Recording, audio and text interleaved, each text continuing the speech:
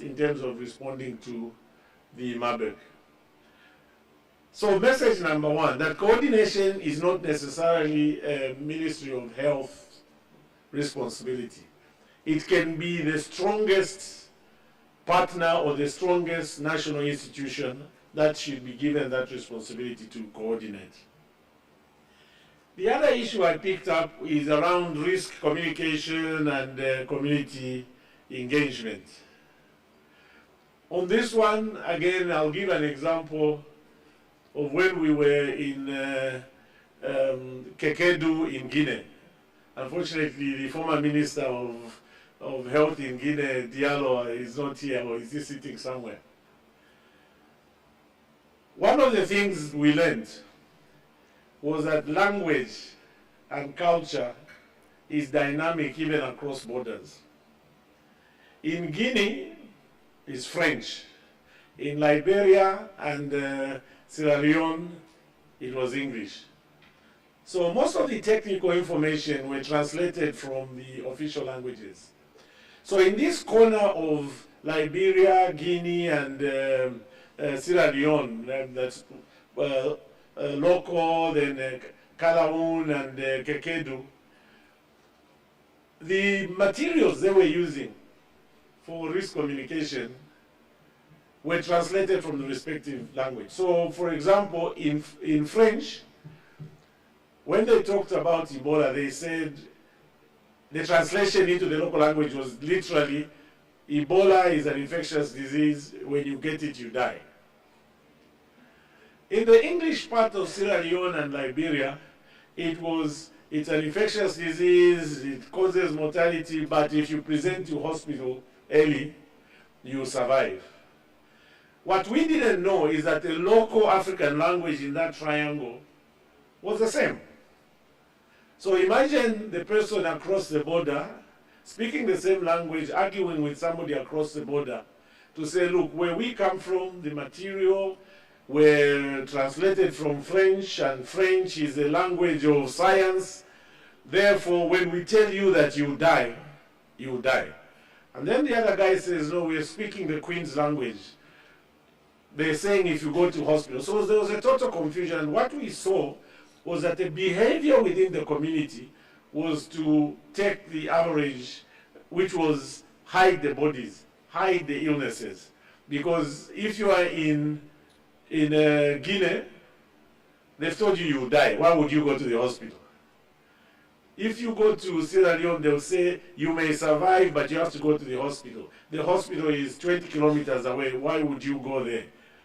So communication, especially of the risks and the condition that you're dealing with, is important. Local leadership. I'm not talking about national leadership. I'm talking about the local leadership in that community. I think those are the people who know exactly what is going on in their community. And again, we need to ensure that we engage them, we explain to them what we are doing, we listen to them. And if we are not understanding each other, bring in people who they believe. And in many cases, these are the chiefs, the local chiefs who they believe in whatever they say. And it's very clear that in most pandemics and epidemics, if a local leader says don't do it, the population is unlikely to do it. And we saw it in COVID in Ghana. The local leadership in the western part of Ghana, the Volta region, did not believe in vaccines. And the uptake of vaccines in that part of Ghana was the lowest, in the 40%, and mostly in the urban settings of that province. Why? Because the local leadership were not sensitized enough to believe in the vaccines. And also the local leaderships, in many cases, also responded to the spiritual leaderships in their community. So they will tell you they want to go and consult their ancestors on what you want to introduce. So let's listen to them, let's work with them. What also we've learned is that the disruption, not necessarily of the national health systems, but the disruption of the primary healthcare systems in these countries is real. So if we're going to really move on being prepared, the first step is to ensure that the communities are supported and are prepared in terms of the community health systems. We saw the distractions in maternal health, and I mean, I'll not repeat that, in immunization, which are basic programs. And I think we need to be prepared that when we have these pandemics, that we are able to ensure that the basic health systems continue to operate. Innovations. I think in most countries, cell phone penetration is quite high, that we probably have almost 80% of our population having access to cell phones. The basic use of cell phones, for instance, in response to pandemics, made a difference in many, many countries. And different outbreaks have been really addressed using cell phone technology and indeed the geographical information systems. A typical example is polio. In Nigeria, we were not going to eradicate or interrupt wild polio transmission until we introduced what we call geographical information system, or GIS. This technology was able to map where the vaccinators were going, where the populations were, how much vaccination was delivered in these populations.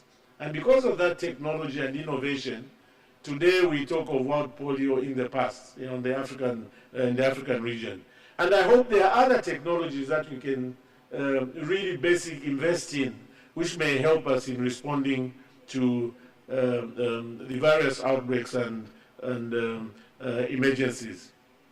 Partnerships, and again, partnerships. In this case, I would emphasize partnerships with the private sector. This morning we had colleagues from the private sector present.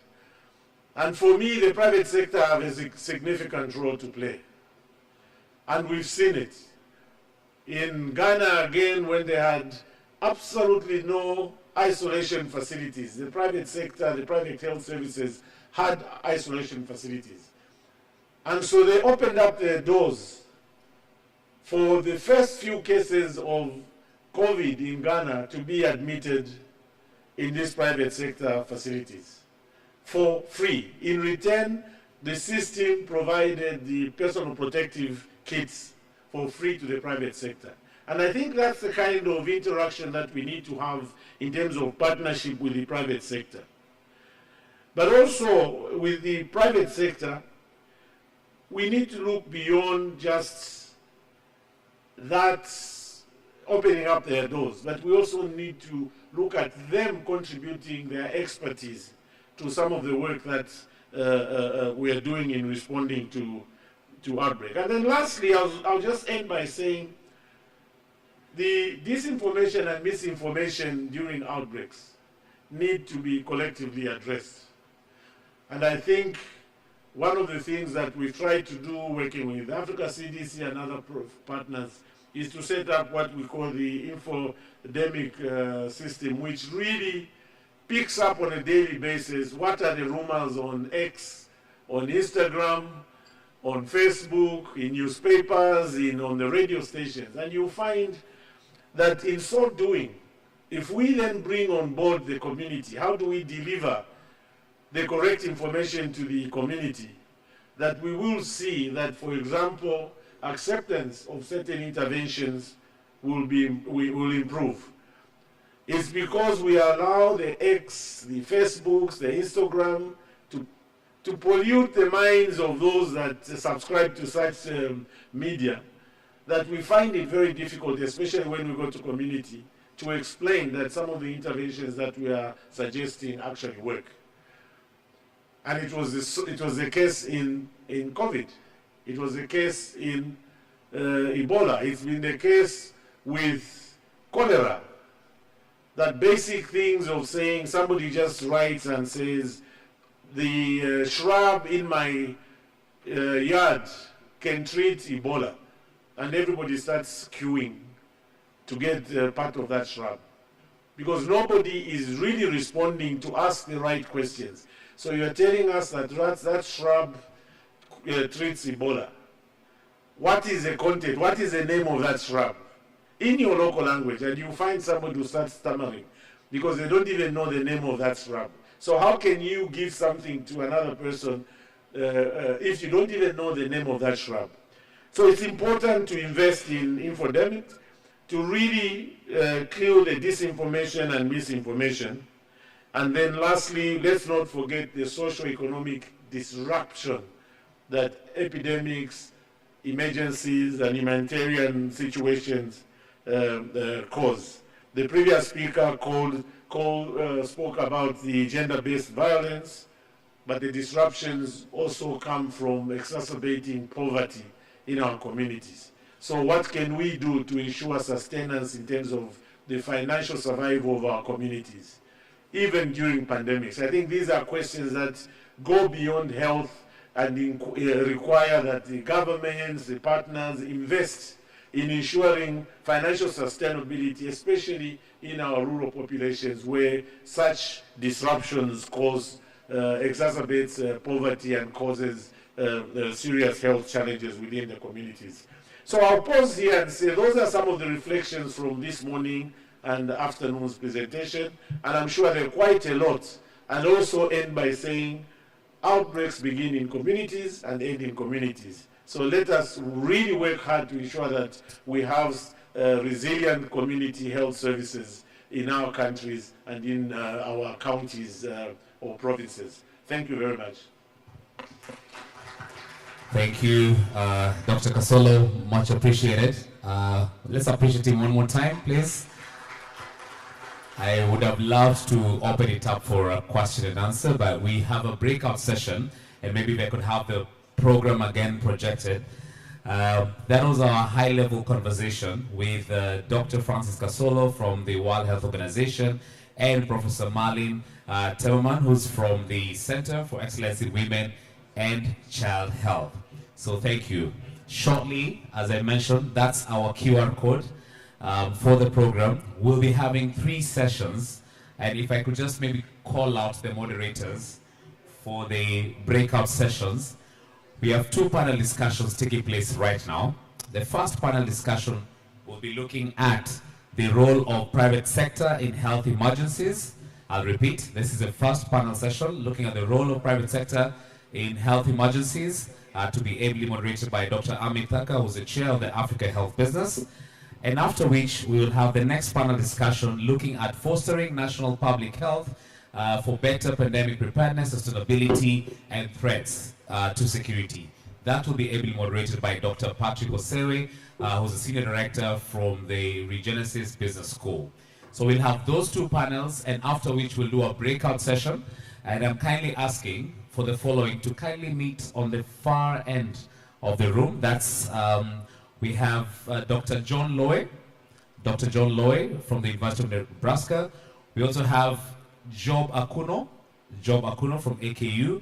We also have Dr. Duncan Irungu from the Amref University. So those 3 that I've mentioned as the moderators for the breakout session. If you could kindly meet the technical team on my right, that would be great for consultations. So without further ado, ladies and gentlemen, are you ready for the afternoon panel? Are you ready for the next panel now? So please don't feel lost, but if you have any questions, please reach out to us. That's a program we have there. We will just take the floor as we go along. So let me invite on stage the gentleman who will be moderating the session, Dr. Amit Thaka, who's the chairman, Africa Health Business, to come up on stage. Let's appreciate him, please.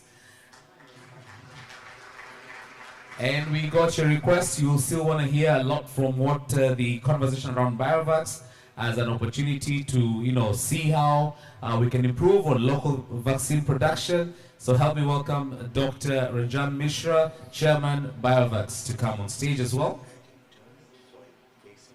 Dr. Mishra, Karibu Sana. And last but not least, Team Theory from the Kenya Healthcare Federation, the CEO, to also join the panelists on stage.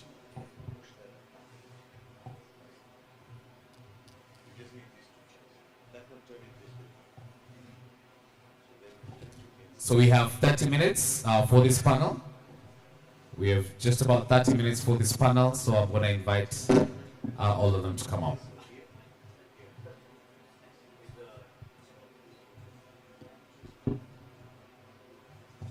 Great, thank you. And good afternoon, everyone. I hope you are all ready to take on the 30-minute segment for private sector, lessons we learned, and what we think we can do within the East African region as far as the 14 countries are present. So I think we'd just like to to- announce, we'll have Dr. Cecilia Wanjala, CEO Sure. BioVax, to represent. Oh yes, the oh mission. yeah, CEO for BioVax. Thank you, Madam. Your name? So I'm really glad because we have Cecilia Wanjala here, who is the CEO of BioVax. We have the CEO of Kenya Healthcare Federation here.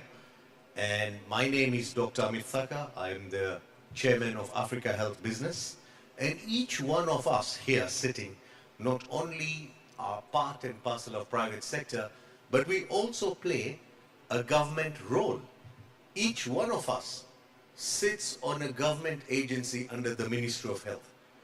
Each one of us is equally invested in the growth of the private sector within the region. So the conversation is going to be pretty interesting, and we have 30 minutes. I'm going to ask you just 1-2 questions and comments, and then eventually, oh, you have to switch both of you. Yeah, I think that will make great to have Cecilia closer to me. So team agrees to that switching, and he's ably done so. And then we'll leave about 10 minutes for Q&A so that we can get many of you trying to engage. So for the first 3 minutes, I'll ask Tim to respond, and then I'll get Cecilia to respond, and I'll brief up with another question, then I'll come back to the audience so that you can ask questions either from your country or queries that you have about the private sector. Does that format work for everyone? Are we ready? So Tim, really from your perspective, if you can take a short 3-minute interlude to let us know what are the key lessons you learned about the role of the private sector during COVID-19 in Kenya. Over to you. All right, thank you, Amit. My name is Tim Theuri. I come from Kenya Healthcare Federation. We have the interesting role of taking care of the private sector in the country, that's in Kenya. And we look at the entire ecosystem, the entire value chain in health. I think for me, top of my mind and what the role of private sector has been is, one is collaboration with government, especially when it comes to resource mobilization. All the speakers who've come before us in the morning have talked about collaboration, they've talked about innovation, they've also talked about support for logistics and infrastructure. And in some of the countries represented in the room today, we had private sector outside of health coming to save the day when it came to COVID pandemic. For example, we had beer companies take the vaccines deeper into the countryside because of the logistics reach that they had. When it comes to things like research and development and innovation, I think the WHO desk informed us that among the first diagnoses for the hemorrhagic fevers we had in the continent were done outside of the continent. So that goes a long way to show how and what private sector can do. More recently, over the last 2 weeks, we've had the US, through the executive order of the president, say that some things will not continue to happen, or there's a stay as we observe what is happening. And now more than ever, private sector needs to come in and fill some of those gaps. We look forward to that collaboration, especially from the US government, come in and come through. But I think it's an enduring lesson for us in the continent to ensure that we do have a robust private sector. 80% of our businesses in health remain to be SMEs, that is small, micro and medium enterprises. And the government continues to play a bigger role in ensuring that that ecosystem is working very well. And the biggest enabler is cash flow. So we are dependent on each other in that sense. Thank you, and I agree with you. With the executive orders we even heard earlier, we need to start thinking of alternative sources of funding, and private sector is going to be one key actor when we look at domestic financing and looking at inclusive financing for that. And I think, now that you mention it, I think when you look at the other side of that coin, it's also being told private sector needs to wake up, right? Because over-reliance on governments and friendly governments at times is not the best of situations to find yourselves in. For example, I mean, during COVID, we had the bigger countries that could produce vaccines say, let's sort out our countries first before we get to throw, before we get to have exports go out. So for any country, it is important to have a robust private sector. And if you look at the African continent, let me just take a minute to just profile. The big five economies, South Africa, Nigeria, Ghana, Tunisia, Morocco, I think Egypt, and now Ethiopia, they all have a near 50-50 parity when it comes to provision of care. Meaning that in no time for us to be able to satisfy the health needs for the continent, we will be relying on each other. Yeah.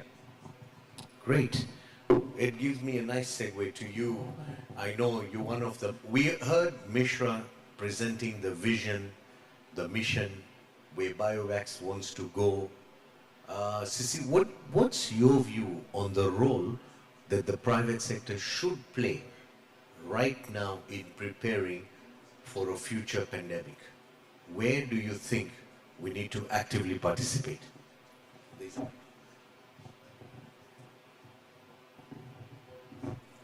Thank you, Dr. Amir. My name is Dr. Cecilia Wanjala. I am the...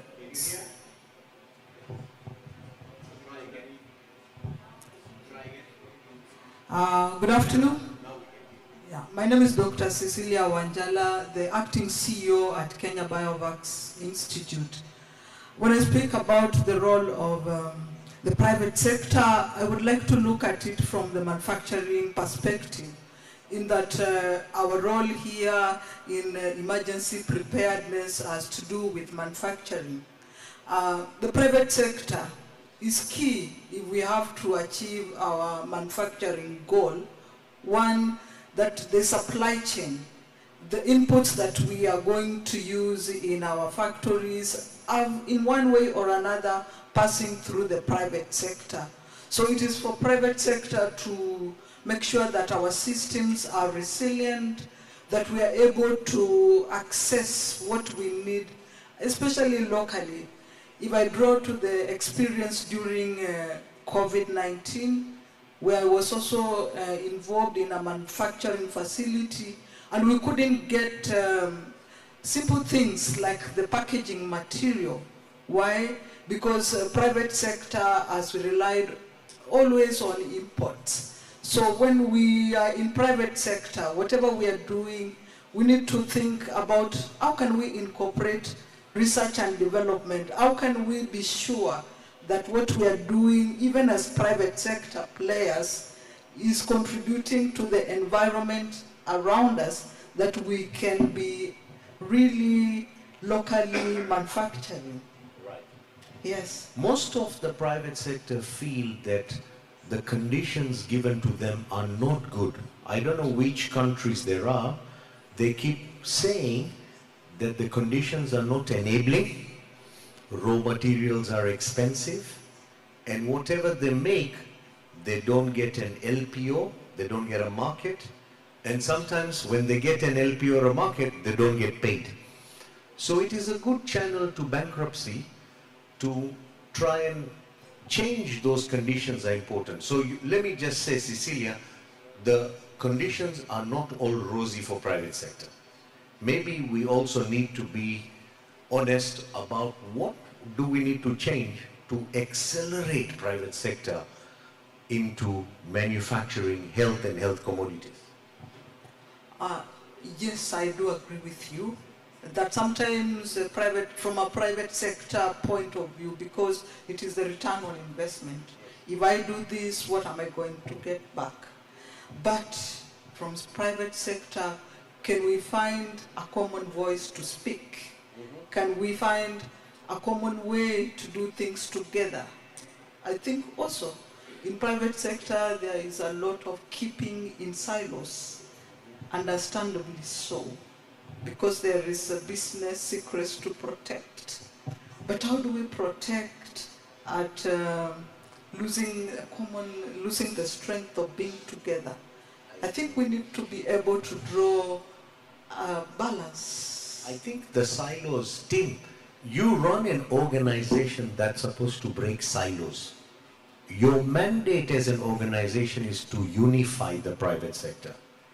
What I'm hearing from Cecilia is sometimes people who are sitting here feel that there are self-interests that outweigh the country's interests. How are you going to also make sure that private sector do not destroy the economic values by doing things that are unfair and that are of self-interest, and what Cecilia is saying, do it for the country's good? Are you moving that needle? I don't want to say yes for two reasons. And the first one is we must have the difficult conversations. And among the difficult conversations are that, one, those who are acting responsibly, we tell them they're acting responsibly and we come up with reward mechanisms for those. And those who are not too responsible, we call them out. And at KHF, we do that. And one good example is a provider space, those are the hospitals. And among the recommendations we've given to SHA is, let's know the people who are having good claims, honest claims, and those who are not. And we'll have those difficult conversations. The second thing is to understand the contributions that we each are responsible for. And I'd want to say that profits are not bad. It's what you do with them that is either good or bad. So we must agree on that. And it is the interest of any president, of any cabinet secretary, or any minister to have your sector turning a profit, whether on the private side or on government side. That surplus is important. It's what drives the economy. And the things that I would be keen to have a unified voice around our tax regime. Historically, the continents, each time you look at the budget cycle, whereas it is financial services heavy or facing, where velocity of decision is needed, capital in health needs to be very patient, both in terms of cost and tenure. And for us to have meaningful conversations in pandemic preparedness, that is a conversation we must have. We must find sources of patient capital. The second thing is cash flow, like I mentioned. Is it time we have conversations as a continent that for health, we must obligate even our commercial banks to have part of their book value in health? On average, financial services employ less than 5%, but contribute to 27% of GDP. Agriculture employs 33%, but overall contribution to GDP on most African countries is single digit. And then now the rest falls under services, which is varied. So if you look at that, if you look at those ratios, it's now time we have those difficult conversations of at least 3 to 4% of your book value as a bank should be in health.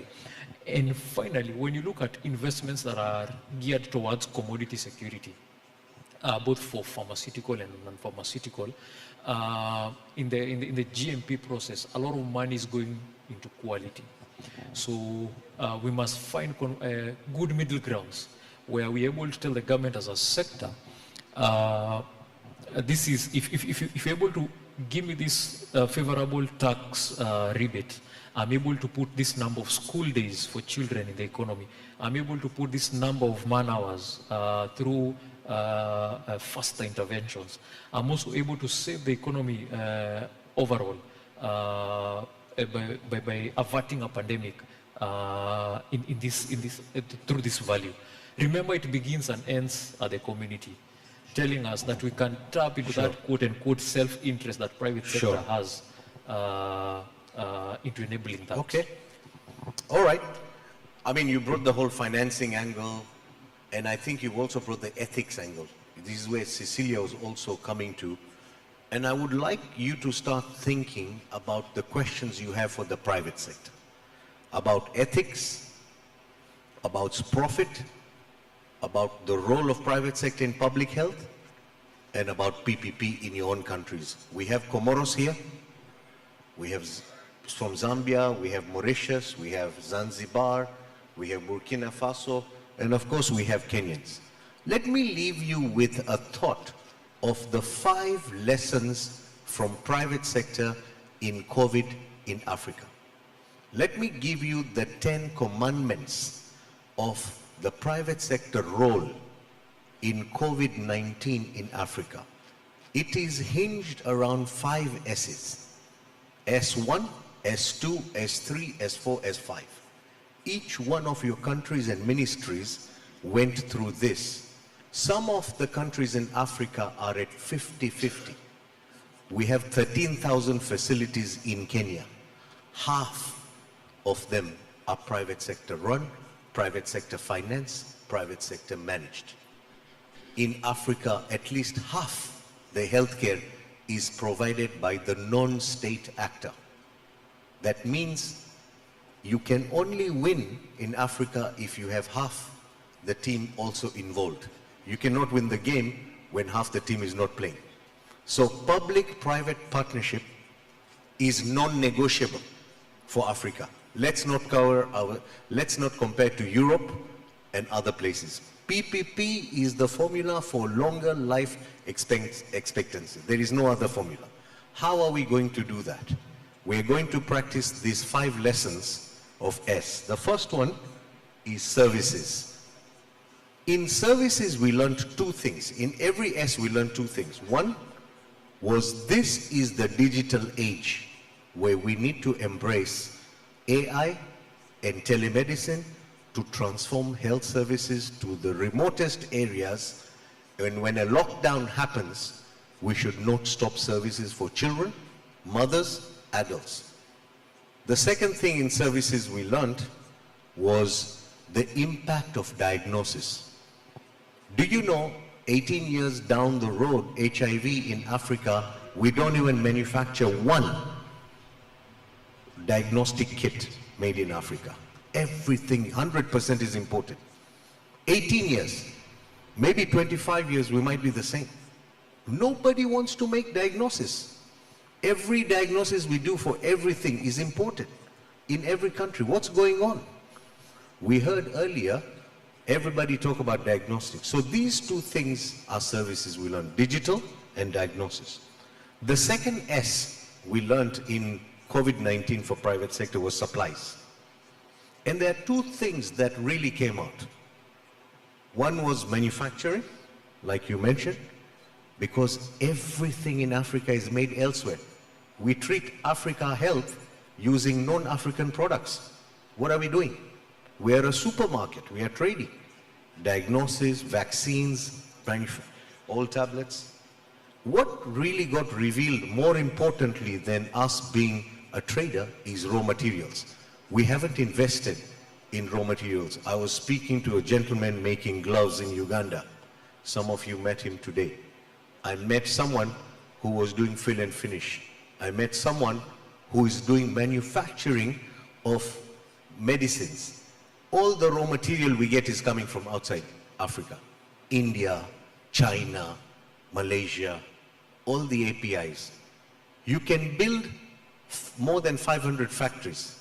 You can make 20,000 factories. But the raw materials, if it's coming from outside, we are going to remain non-competitive. You can add the numbers from wherever you want. Let's fix the raw material. Let me go to the third S. And the third S we learned was surveillance. And again, there are 2 things we learned in the third S. The first A is data and information. And the second is the role of the community. COVID-19 taught us how you can spread wrong information. Misinformation and disinformation was the best in display during COVID-19. All of you saw all sorts of nonsense in your WhatsApp. All of you. Some of you may even have forwarded the nonsense. And some of you got annoyed with the nonsense. And some of you may realize that because of the nonsense, some people died. So misinformation and disinformation in healthcare is a major disaster. We sitting here are responsible to stop that. We should not let that happen again. The second thing is the role of the community in surveillance. Knowledge on the ground is power. Whether you are the Minister for Health, whether you are the leader at CDC, whether you are the champion at WHO, community knowledge is powerful knowledge. How to gather that to save lives and livelihoods is the secret. Let me talk about the fourth S. The fourth S was sustainability. I mean, for us as a private sector, if we don't get paid for the services we offer, we go broke. And when we go broke, we sit with debt. And we have a debt, we don't have a government treasury that bails out private sector. You either sink or you swim. So it becomes very tricky during some emergencies and COVID-19 on how you can manage. The first thing about sustainability is the payment cycles. The whole payment cycle for us was very critical. How far can we go and what can we do to keep ourselves sustainable? The second part of sustainability is UHC. Until we don't get UHC sorted out in Africa and we have majority of the people covered, we will continue to struggle with debt. We'll continue to struggle with out-of-pocket. We'll continue to struggle with patients and families who need service but come to the hospitals, both public and private, but cannot pay. And this is something, ladies and gentlemen, we have to deal with right now in the most effective formula. Let me go to the final S, which is the fifth S, which is called structural engagements. Every country that had a structural engagement in Africa, you can do an audit, you can do the CFR, you can do how many people died and how many people survived. With any country which had public-private partnership right from the ministry had more people surviving than the countries who did. This is why we are not safe until everyone is safe, and together we are stronger, and this is why an effective PPP dialogue in every country here, all the 14 countries, I would say is non-negotiable. Start your public-private engagement today. So the first thing in structural engagement is partnership. I would say partnership is really an indication of leadership. Good leaders believe in partnership. Poor leaders think they can do it alone. And the population suffer because of poor leadership. And the second thing that we learned about structural engagement is collaboration. Respect everybody's views.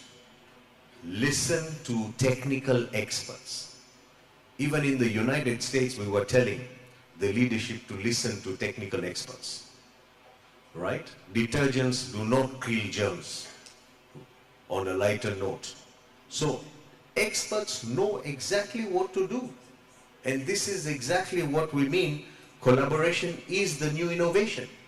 If you as a minister believe collaboration is the new innovation, you will see private sector also will step forward and start working with you to save lives. These are the 5 S's I wanted to share with you on what we learned in COVID-19, and each of the S had A and B with it, and I want to open with this to the floor for any questions. Thank you so much for listening to the panel so far. Cliff, there is a question here. Anne Kihara, who is a very renowned member of the obstetrician facility. Yes, and I'm coming to you. So by show of hands. Show of hands, questions. Thank you. I have my three questions. I think I'll leave it at that, just for the sake of time. And say hello to everyone. Introduce yourself. Good afternoon, everybody. My name is Professor Kihara. I am the president of the International Federation of Obstetricians and Gynecologists, but very rooted in Kenya. I'm also a lecturer at the University of Nairobi. I just want to add one more pertinent S. And the S I really want to bring on board, and I really wish we could all listen to, is multi-sector engagement. For the longest, health speaks to health. It is very clear. Zoonotic diseases are actually getting into humans. It's very clear. Climate change must be addressed. The economics that you speak about with the Vision 2030 and beyond really needs this conversation to change. The other one, and I think I really need to pour it out very clearly, is the valuing of the woman. Much as you keep saying, go to the communities, I think the first surveillance line is a mother, an auntie, a sister in the household. She's the first to see there's a problem in the home. How much more should we be getting a gender lens as we talk of global health security, and knowing that she's the same one who carries the generation for futures? Please put that at the back of your mind. I really like that. Health should not be speaking to health. It's like speaking in the church in the choir. So I really like that, and bring women in the centerfold. Thank you, Anne. My name is Ambrose Talisuna, and I work for the WHO Liaison Office to the African Union and the United Nations Economic Commission for Africa. I really want to challenge ourselves and to start thinking out of the box, especially with respect to a little closer. Could you hold the mic close? Public-private partnership. We've had these discussions several years, several decades. A couple of years ago, I used to work at the Ministry of Health. We even had a unit. Technical review panel to review the proposal that as they come from the countries, and also deciding what are the next priorities for countries to apply to. And so I'll start with Claude Mambo, the Director General of Rwanda Biomedical Center, to basically discuss with us how do we strengthen national public health institutes. Thank you very much for the question. First of all, my name is Claude Muvunyi. I'm Director General for Rwanda Biomedical Center, which is the equivalent of the National Public Health, but with an exception that we implement programs which span from pandemic preparedness and surveillance to other program diseases like HIV, TB, malaria, and recently, based on the challenge that national public health were facing, we had also a new division focusing on data, innovation, and research, which I think is one of the things that we discussed this morning, and also, which is also one of the lessons that we learned from pandemic, including COVID-19, where we know that interventions, innovations has to be available to be able to continue to control the diseases, but also address the new issue of the example of like climate change that we mentioned this morning, but also other threats that we are facing. How do we strengthen national public health institutes? I think, first of all, I think if we have to probably ensure that there is political will and support to really have recognized national institutes which has probably a legal reputations. When I say legal reputations, I think we need probably to think about that structure and give it the independence, but also ensuring that that structure is responding to the current threats, the current needs or demand, but also revising it as we mature as a national public health institute. If I can give an example for Rwanda, for example, I think now, I think Rwanda Biomedical Center was established in 2011 when many disease programs were working under vertical way under Ministry of Health without any sort of collaborations and integrations. So we decided to strengthen that institution to first of all see how can we bring those different institutions together and become one institutions. That offer many opportunities for the institution to really leverage on funding. Financially, I think one disease program could probably benefit for other disease programs. And I think also bring again that sector, within disease sector collaborations, which I think was one of the strengths that Rwanda Biomedical Center had. And by doing that, I think we also ensure that there is integration in our interventions.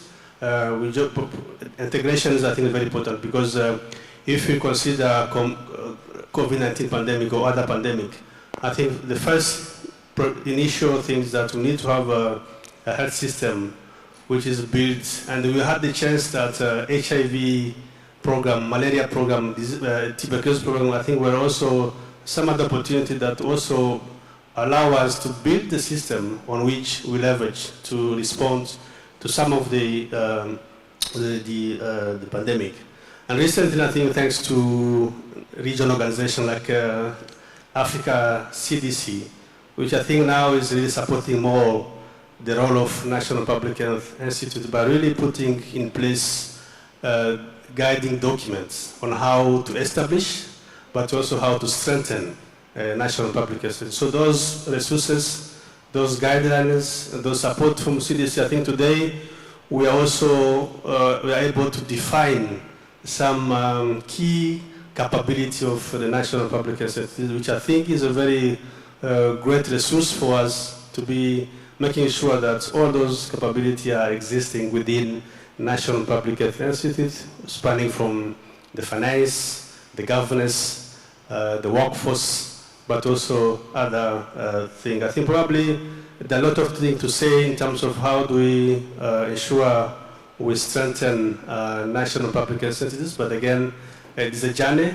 I think as from today, for example, Rwanda Biomedical Center is making sure that we go with the current situation. For example, if we want to play our role very well, I think we want to assure that we have to decentralize some of the functions to the regional level where we are continuing to empower them, but making sure that the central level is really capacitated in people, in staff who are skilled enough to use innovation, to use data, to inform some interventions, which I think is very hard to get those interventions if you don't really use data, if you don't use evidence, if you don't really analyze some of the information or data that we receive at day-to-day. So I think there are a lot of things that we need to do to strengthen National Public Health Institute. It has to be dynamic, adaptive to the current situation. Thank you very much. Thank you very much, Dr. Mvunyi. Moreda, I was part of the team that helped establish Africa CDC, and we spent a lot of time talking with the Ethiopian government regarding the Africa CDC, the kind of stuff that was required, how to respond, and then you decided as Ethiopia to also now establish your own Ethiopia National Public Health Institute. So could you share with us what were some of the things that you are doing to strengthen your National Public Health Institute? Thank you very much. My name is Dr. Amar. I am from the Ethiopian Public Health Institute. I'm Chief of Staff to the Office of the Director General in the Institute. When it comes to strengthening National Public Health Institute, the most important step is the political will and the government commitment. That comes first from our experiences. Of course, our institute is very old. We are celebrating its 100 years anniversary in this 2025. So there has to be well-defined function of the National Public Health Institute. In this context, the Ethiopian Public Health Institute, one, does public health emergency management. This starts from the surveillance, preparedness, response, and recovery to public health emergencies, be it man-made or natural. And also there is border health, wherein about 13 designated points of entry health services are being delivered by this institute under the public health emergency management or pandemic, as part of pandemic preparedness, of course. The other function that we well defined is that national laboratory capacity building, wherein we give referral and reference laboratory services within the country, including core genomic sequencing laboratory facilities. Of course, the Africa CDC and UK Health Security have been supporting us a lot in establishing that. Thank you for them. So that is very important. The other is the public health research. You know, when you are able to provide data-driven, evidence-based decision, that is important. I mean, you provide evidence for decision-making for the policymakers, then they will build the trust in that organization. That's very important. The Ethiopian Public Health Institute has been, producing policy briefs and evidence-based, recommendations for the government, and also providing program evaluations. The Minister of Health implemented a certain program, whether that program was effective or not, and if there is any modification that has to be made to the program, then the Public Health Institute does research on that and produce evidence. That's very important. The other is we also implement some sentinel site surveillance as part of the research. For example, case-based surveillance for HIV, malaria case-based sentinel site surveillance, and also antimicrobial resistance surveillance. These are very important, and that we are building a lot of trust, not only from the government, but also from our local and global partners in that. So these things pave the way that they are in PHI going to be very respected and trusted one. The other is we also have the National Data Management Center. This National Data Management Center is very important because you can take the era of COVID-19 where data sharing was very important, especially in the early stage of the COVID, when every country was seeking for data sharing from China, Wuhan state, as to how the characteristics of the disease, what are the prevention mechanisms, and other relevant informations were very important for each state through the data sharing. So when we come to our context, the National Data Management Center will collect the surveillance data which comes through the routine surveillance system, plus the big data that research other universities or individuals, partners do their research and they reposite the data at the institute, so that we do the big data analysis, visualization, and the modeling to predict what comes next, and also to tell what are the disease trends. So these are very important. Above all, there should be a mechanism for to build a structure for accountability. That means you need to have well-defined objective. That well-defined objective has to be monitored and measured, and reward has to be given accordingly. So these are the experiences we have with the National Public Health Institute. So the sustainability is, I don't know whether it is a subsequent question, but I can comment on that. Okay, thank you so much. Thank you. Thank you so much. Said, in 2023, I was the chair of the Gavi Vaccine Accelerator, and during the one-year conversation with many countries, almost every country wanted to manufacture vaccines. We saw the same issue in Asia, where many countries in Asia also wanted to manufacture their own vaccines post-COVID. This is your area of expertise. What advice do you have for the audience? Yeah. Thank you, Dr. Patrick, for that. I come from India, and one of the things that we are very proud of in India is our ability to manufacture vaccines. everybody is aware that we account for more than 60% of the world's vaccines by volume. And one aspect to remember is this comes just from about 5 companies, all from the private sector. While all eyes are on India from the perspective of vaccine manufacturing, I must also tell you that it's not all hunky-dory out there in India. There is a public sector vaccine manufacturing project which was started about a decade ago. $200 million have gone into the project. The land in the southern part of India was given almost about 200 acres. The facilities come up, clean rooms installed, process equipment, the best in the world. From Cytiva, Sartorius, Merck Millipore were all procured, but till date, the facility has not manufactured even a single vaccine. Okay. Last year, the government of India put it up for a bidding process. The private sector participated. No one could afford the cost. So you have both the examples. While there is a lot to learn from the 5 companies who have been successful, I can also talk to you about some examples of 5 companies who have not been successful. For want of time, I would just like to take the example of 2. My advisory role on vaccines started in Africa way back 15 years ago. And that was the time, a very similar situation what Dr. Mishra talked about. One of the countries in Western Africa got a mail from Gavi, which said they are graduating out of Gavi in about a decade, and that you need to be self-sustainable as far as vaccine manufacturing is concerned. The country got proactive. They floated a bid and formed a PPP. And we were advisors to the PPP. And very interestingly, in the PPP, 50% was from the Federal Ministry of Health, which means the procurement was assured. And the remaining 50% was from the #1 private sector company, which already had extensive pharmaceutical manufacturing capability, including WHO pre-qualification of many medicines. The project started, the land was allocated, the designs were happening.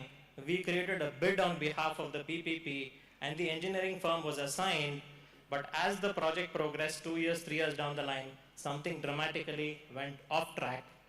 And to the extent that when things were just not coming back on track, Gavi, as a very exceptional instance, extended the support by another 10 years of free supplies. And the project is still where it was almost 7 years ago. Now, of course, they're again trying to reactivate because, again, in about 2 to 3 years' time, they would come out of Gavi graduation. The same thing of stage 1 was formulation and fill, stage 2 was full cycle manufacturing.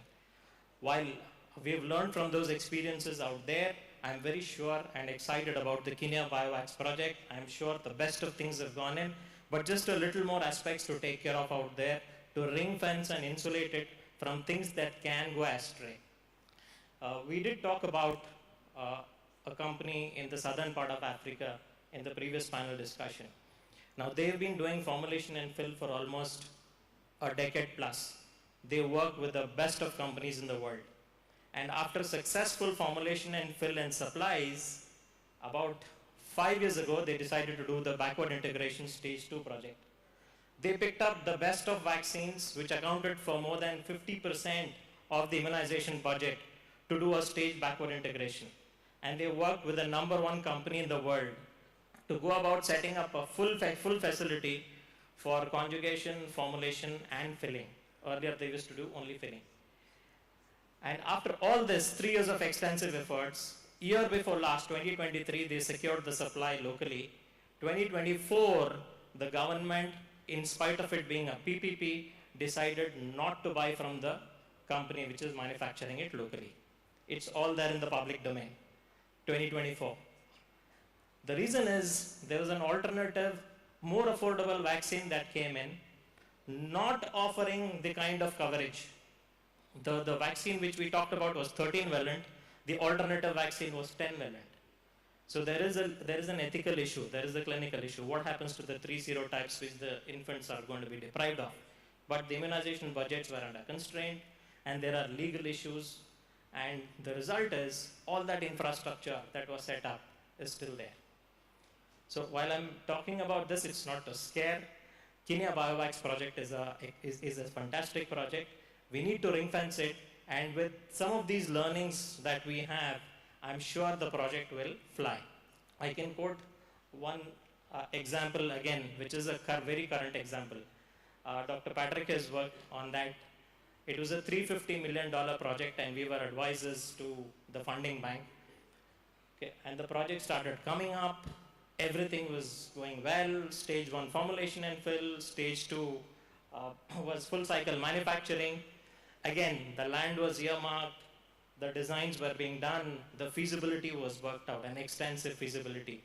And we all thought everything is going to go the way we planned. Nobody ever imagined a regime change suddenly. Okay, the erstwhile regime was in power for almost 3 consecutive terms, and there was a regime change, and the new regime don't want the project to happen in the place that was decided by the previous regime. And out of the $350 million, quite a bit of it was by grant, quite a bit of it was from sovereign guarantees. The terms of reference were ready, the requests for proposals were ready. The project is stuck for the last 4 months. So I'm at the cost of sounding pessimistic, I'm saying there's a lot of optimism around this, but vaccines is quite different, unlike pharmaceuticals. So we need to be absolutely sure of what we're doing. And I don't think in Kenya Biovax or in Africa today, we have the luxury of going through a learning curve. We need to learn from the mistakes of others outside and make sure we take those preventive, proactive measures to ensure that the project is on track. Thank you. I think there are lots of lessons that have been learned in this process that we've documented that can be shared with countries that are interested. Mr. Amas, could you just share with us about human resources and what's the best way for the National Public Health Institute to have core human resources that can respond quickly towards epidemics and pandemics? Okay, thank you again. When it comes to strengthening National Public Health Institute, as I've earlier said, funding, infrastructure, and training is very important. So the human resource component is very important. One, within the institute to run the operational as well as the strategic priorities of the institute, it is very important. And the other is we need to have a workforce that responds timely to a public health threat and emergency before it goes beyond control, so that we will contain the outbreak once it happens.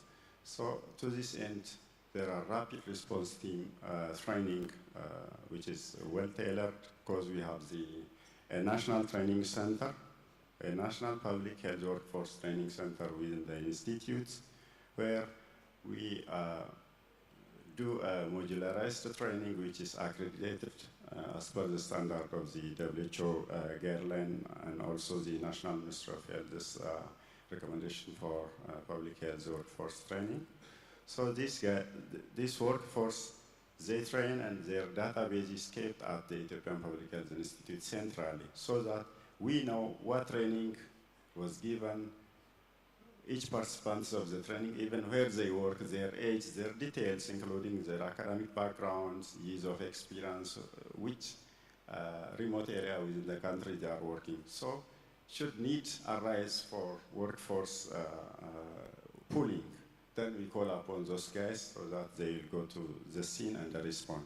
The other is we are also currently training, actually we have trained 3 cohorts of the AVOC search responders in collaboration with the Africa CDC and the WHO. So these AVOC surge responders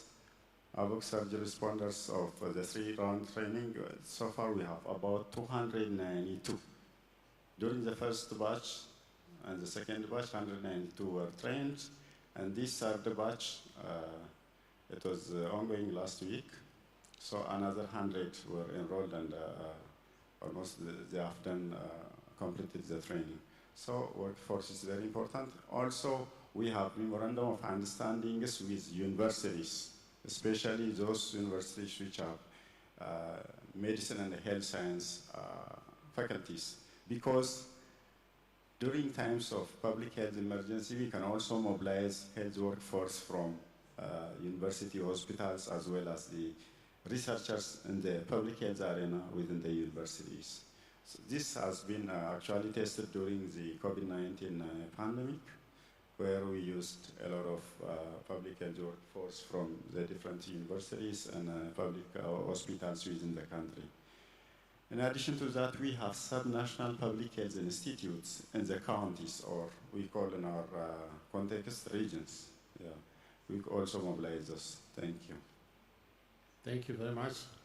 Mr. Mvunyi, there was a question that came about surveillance, and in Rwanda you're very good in surveillance. Can you just shed light on how you've been able to achieve it?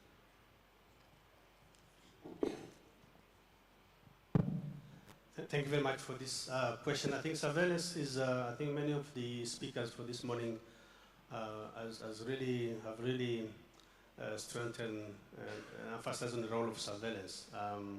I think for Rwanda, we do have a dedicated, for example, unit in terms of surveillance, which I think, first of all, develop policies and guidelines, which I think is based on some good values. First of all, I think we need to probably ensure that in all policies that we have a clear ownership of the country, but also leadership, political leadership, but also how do we engage also the community, but also how to make sure that we also have an access to all services. I think for us, we rely on existing health system, which I think allow access to diagnostic to the lower level in the community, the village, where we have a pool of community health workers who are always capacitated into using some simple tools to identify early warning of system. So I think those signs of pandemic, I think that the one that really support us in going home-to-home visits and really providing educations, but also collecting some information about any unusual event within the community. But also at the hospital level, we do have a surveillance team where after the Marburg experiences, I think we probably decided to have at all hospitals a surveillance team, which are going to be supporting the IDSR focal point that we have in the hospitals, who are going to really be capacitated and continue to do some surveillance activities using the tools, and those tools like IDCR, event and indicator surveillance that we use in our system allow us to really make sure that we have those events reported.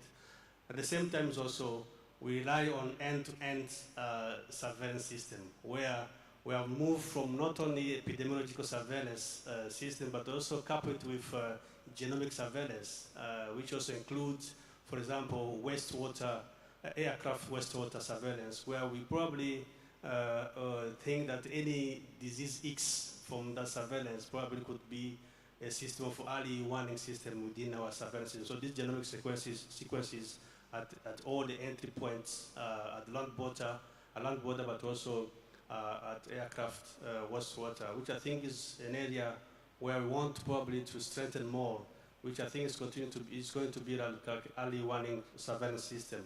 And then on top of that, I think we also make sure that we continue to build the capacity of our workforce in terms of really making sure they are capacitated to really be able to use those tools, but also analyze those tools. Recently, I think we also have a specific data intelligence center where we have a hub, all the data collected, which I think allow us to monitor information from the community, from the IDSR tool, but also from the social media, which summarize all those events or those reporting systems. We have also been able to capacitate community workers to really also bring innovations or some AI model which can facilitate their work in terms of really applying those algorithms to really detect early those events within the communities and so on. So thank you very much. Excellent. Well done. Syed, just 1 minute. Can you say something about animal vaccines? Yeah, I think from a One Health perspective, that's something that's coming up extensively all across. But yes, we did an analysis, and what we've seen is over the last about 2 decades, the animal vaccines received just a fraction of the attention resources that go into human vaccines. Whether it is funding, whether it is product prioritization, there is no pooled procurement, there is no pre-qualification out there. Yet, if you see, 90% of the platform technologies that are used in human vaccines can also be applied to animal vaccines. You do have live attenuated vaccines. We do have inactivated vaccines. The recombinant VLPs, the recombinant subunits, glycoconjugates, including the mRNA. Today, there is proof, we do have proof of concept studies to say that an FMD vaccine or an avian influenza vaccine, which otherwise would require a BSL-3 facility for inactivation, which itself is a risk, can successfully be done using the mRNA platform. How to make it economical and viable is a question. And that's where the concept of One Health comes in. We need the Ministry of Health and the Ministry of Agriculture, Sciences, Animal Husbandry to come forward and look at infrastructures and facilities which can manufacture both. We are having series of discussions with the global regulators as to why are we differentiating. What goes into manufacturing is the same platform. What comes out as a protein or a peptide, you use it in an animal or a human is the point of usage. Nothing got to do with the manufacturing. It is the same GMP which is used. And today, everything is single use. You have AI generated tools, minimum possibilities of cross-contamination, interferences, and so on. So I think it would be a very good idea to look at it from having modular, highly flexible, fit for purpose facilities which are platform technology based. Yeah, I think that would make it easier for all. Thank you so much. I would like to thank my panelists for their insights and guidance and advice. I have just one announcement. On the 31st of March, the Pandemic Fund will issue guidelines for the third call for proposals. The areas are the same: surveillance, human resources, laboratories, and One Health. Since you're all here together, you could decide to submit either national proposals or regional entity proposals or multi-country proposals. So take advantage of you being here, because you might not be here before March to see what kind of proposal you want to submit. Otherwise, thank you very much to my panelists. Over.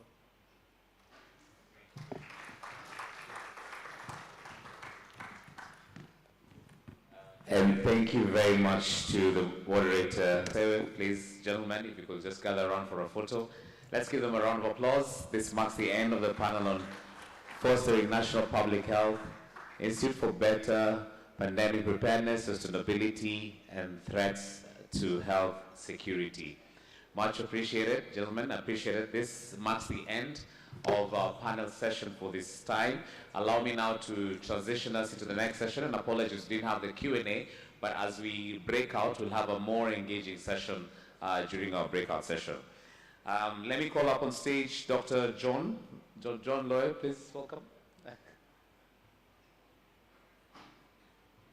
Thank you, John. He'll be leading the biosecurity and bioterrorism in the East African region. Let me also welcome Joe Bakuno. Joe Bakuno, welcome on stage, and also Dr. Duncan Irungu.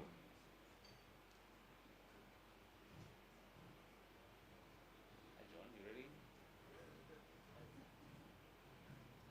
So ladies and gentlemen, remember on your programs you have 3 sessions. The first session is on the biosecurity and bioterrorism in East African region that will be taking place at this very ballroom. So John, in just like 30 seconds, tell us what you're going to talk about. Thank you much. So again, biosecurity and bioterrorism in the East African region will be the breakout here. We've got a really remarkable group of panelists. We will be focusing on proactive strategies for biosecurity and combating bioterrorism events. Was that 30 seconds?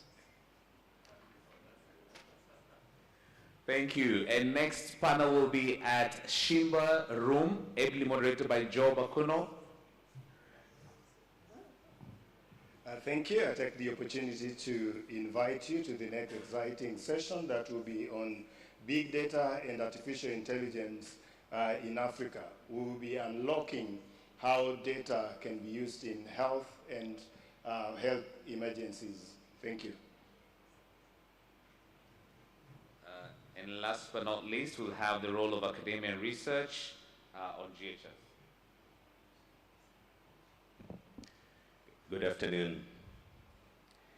The role of academia, research, and GHS is a health interventions data-driven, research-driven. Is that evidence coming from Africa?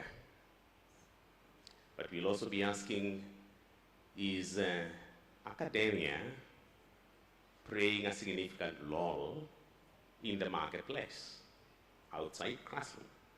Welcome. We will be in the room right next to the reception. The name of the venue where we will be is Ndondori, right next to the reception. Thank you. Thank you. So, Duncan, if you could just please stand here. Those attending, ladies and gentlemen, I seek your attention. Those attending the session on role of academia and health research, raise your hands, please. Let's all stand up, kindly. Let's all stand. Let's all stand. If you're attending the role of academia and research and GHS, please carry your bag or your laptop or your iPad. As you're still upstanding, kindly follow Duncan. Let's kindly follow Duncan to the Dodori room. I'll repeat, Dodori room at the reception. So let's have those leave the room. That's breakout session 1.3. Let's kindly be back. It's now about 10 minutes to 5. You can please be back by 5:30. Let's be back to this hall at 5:30 for the closing ceremony of this first day, where we'll have a session as well in the afternoon. We'll have a final discussion in the afternoon, heavily moderated by actually speaking. The final session for the afternoon, please, will be right here. So that's the team leaving role of academia, all right? I'm making sure we finish. Please don't forget your room is Dodori. Your room is Dodori. Let's kindly be back into this main hall at 5:30 for the wrap-up.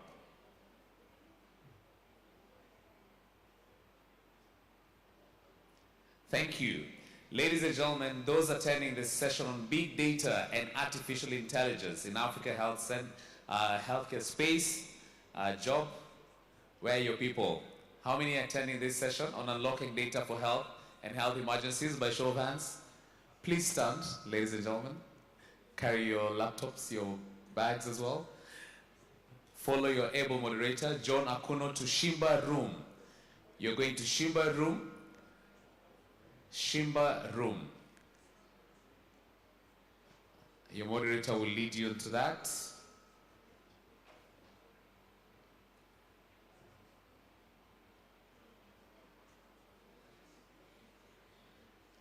Okay, I think, Job, you need to raise your hand as you go along so that people can see where you're moving to. Those are your people. Yes, thank you very much. Please note, let's be back at 5:30 for the wrap-up of day one.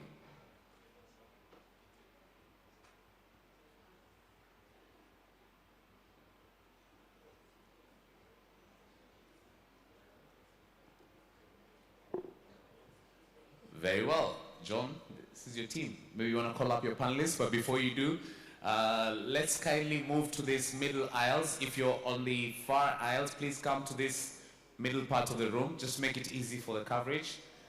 We'll only be using this section of the hall, so please, let's gather around here if you're staying for the biosecurity and biotourism conversation. Right in the middle here. So if you're right at the back, please move. Yeah, you're good, sir. Yeah, that's good, 100%. Yes, let's gather around. As we do, please, John, invite your panelists. I hope they're here and ready. So please, let's gather around, and on and glad now to invite John to take it up from here.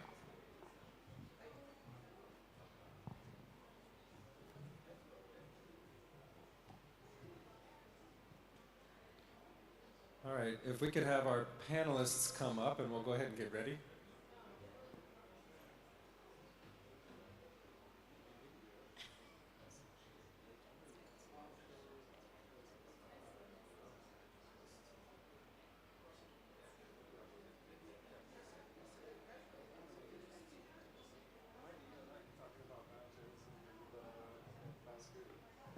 Vicky? Vicky? Do I have everybody? All I have is the list. But I don't have the finalists.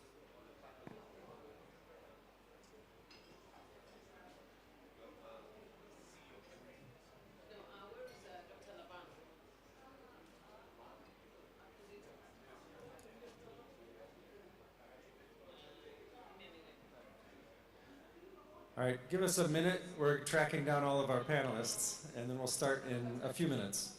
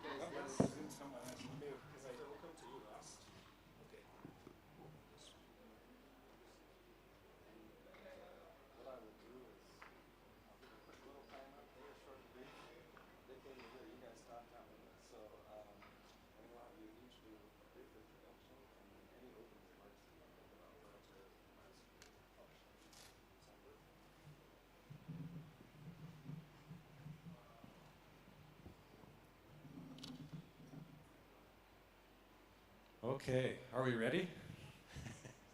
All right, well, thank you those of you who stayed. This breakout session will focus on biosecurity and bioterrorism and have a conversation about priorities and solutions for the region related to that. It's been said a few times, but I'll introduce myself. So I'm John Lowe. I'm from the University of Nebraska Medical Center. I serve as the director for our Global Center for Health Security. I run a number of national programs for the US. Probably the largest and most prominent is the National Center for Emerging Special Pathogens, Training and Education. So we manage 13 clinical treatment sites across the country, across 10 regions of the US, and we have a very robust portfolio. This last 4 years, we've opened up into international partnerships where I've met some of the panelists and we've had an opportunity to interact and talk about special pathogens. So to focus on bioterrorism, biosecurity, I think what we'll do is we'll have each of our esteemed panelists introduce themselves and give a few opening remarks, and then we'll jump into the breakout session.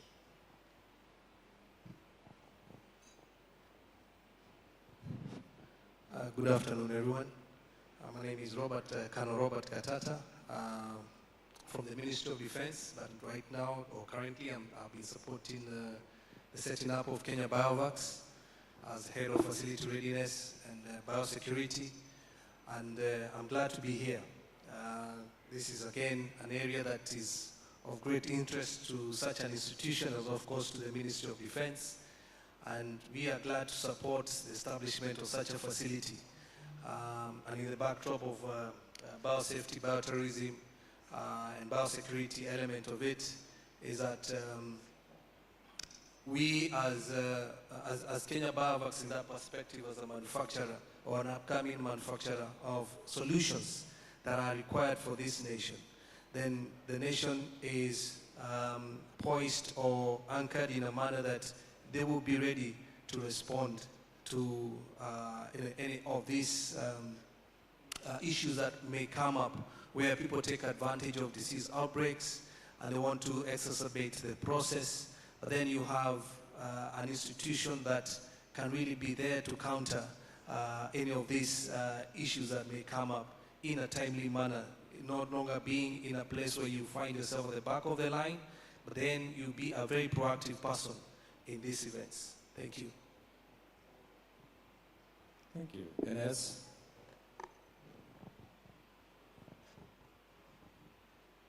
So my name is Ines Merkler. Thanks, first of all, for being invited to the panel. I have to say that I'm a bit of a last notice replacement, so you probably will still find my boss Stefan Claude on the agenda.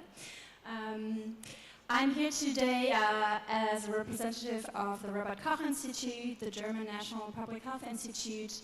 I work there at the Center for International Health Protection. And at this center, we have a great number of collaborations, international collaborations, working on global health issues, but also biosecurity and, non-proliferation issues. So this is where my expertise comes in. From the national perspective, or from the German perspective, where the Robert Koch Institute sees its role is really that biosecurity is obviously an issue that, you know, is global, and that the idea is that pathogens don't have borders. We all are in this together, and if we want to prevent any deliberate, basically incident in the future, we really need to be prepared and have to raise capabilities for such events. Secondly, those events, it doesn't really matter if they're deliberate or if we're facing a natural outbreak, the capacities that we need are the same. So this is really a synergy also coming together.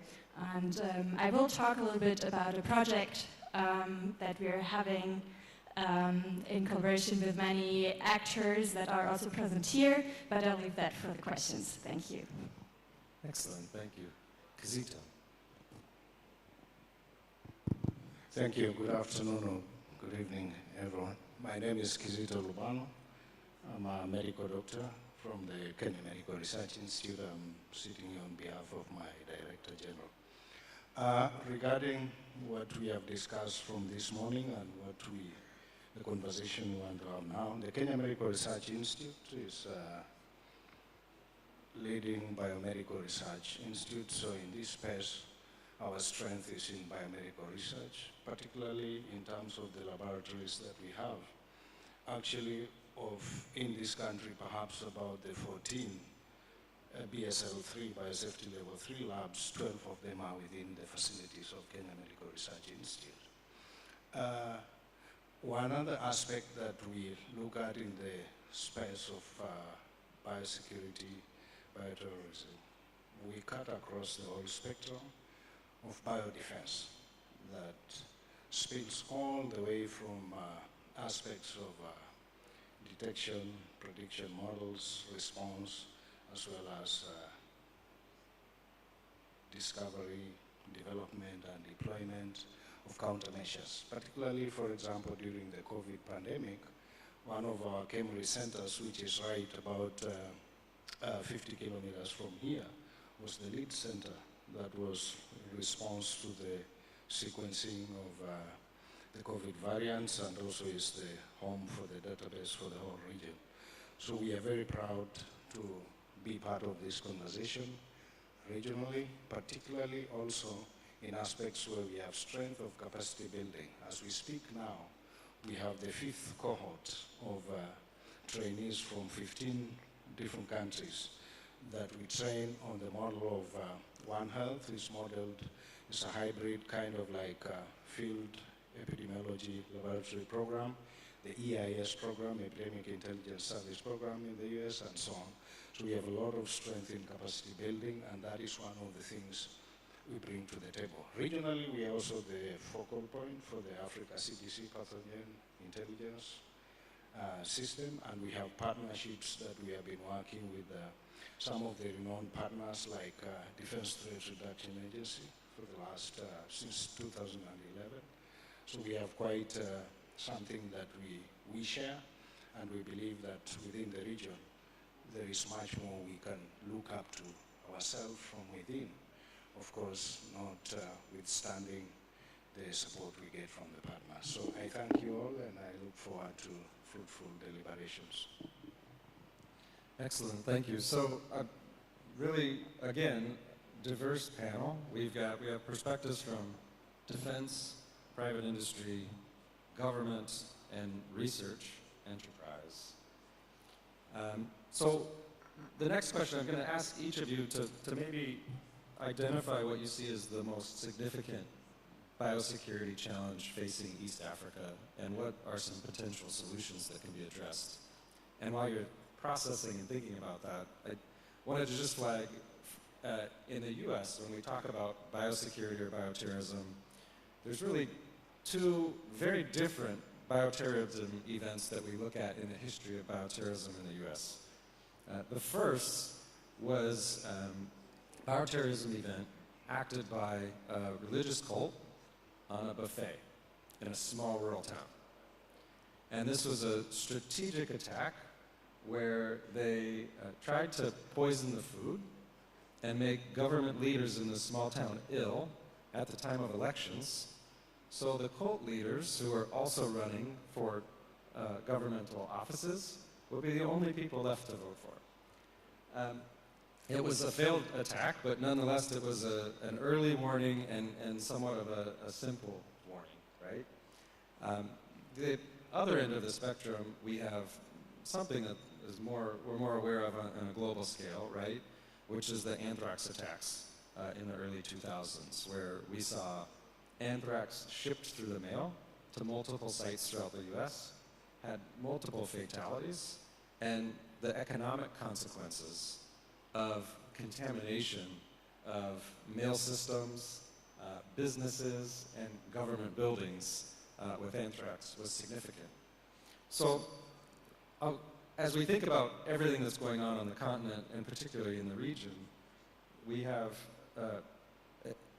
really major strides that have been discussed today already about the advancement of diagnostic capabilities, the advancement of research capabilities, and with that comes the need for higher degrees of biosecurity, as we're now going to be holding the pathogens and maintaining them.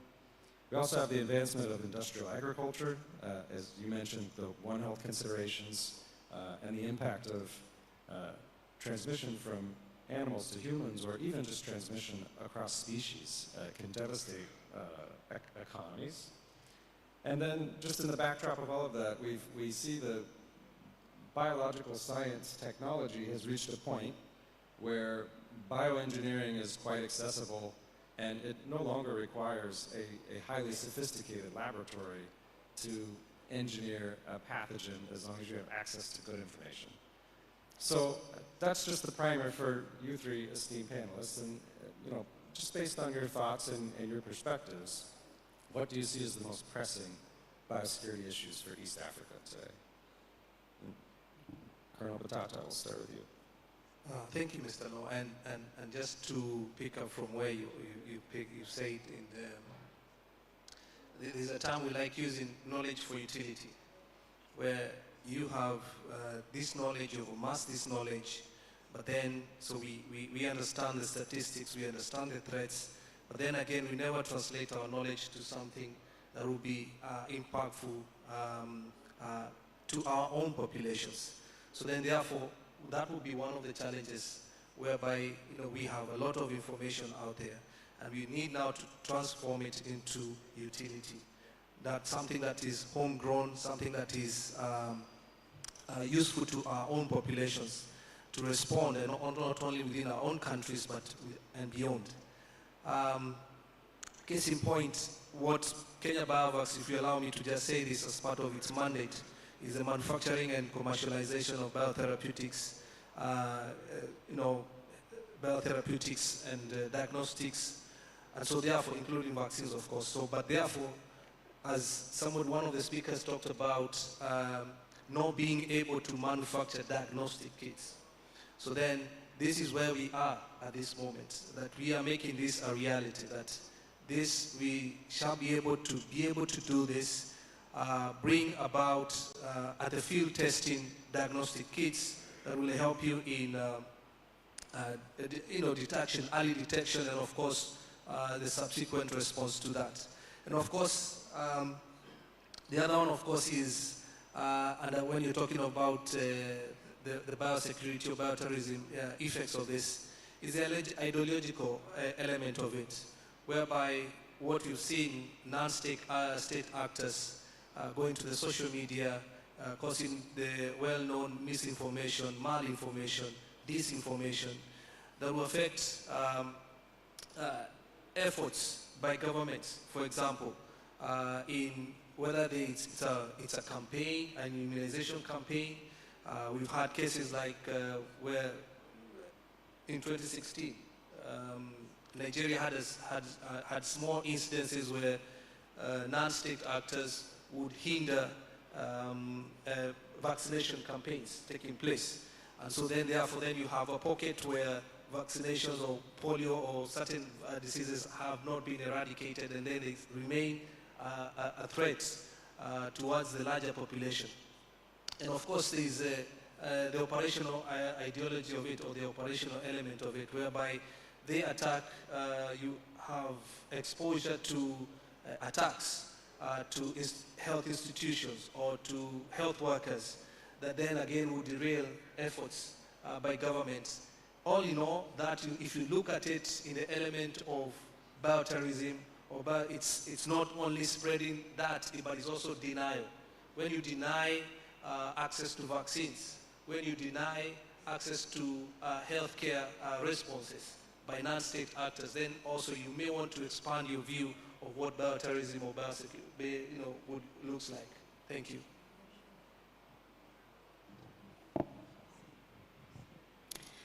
Yes, so when we talk about biosecurity challenges in Africa or worldwide, they are multifaceted, influenced by a range of factors really, including, for example, limited infrastructure, we have emerging threats, gaps in coordination, to name just a few.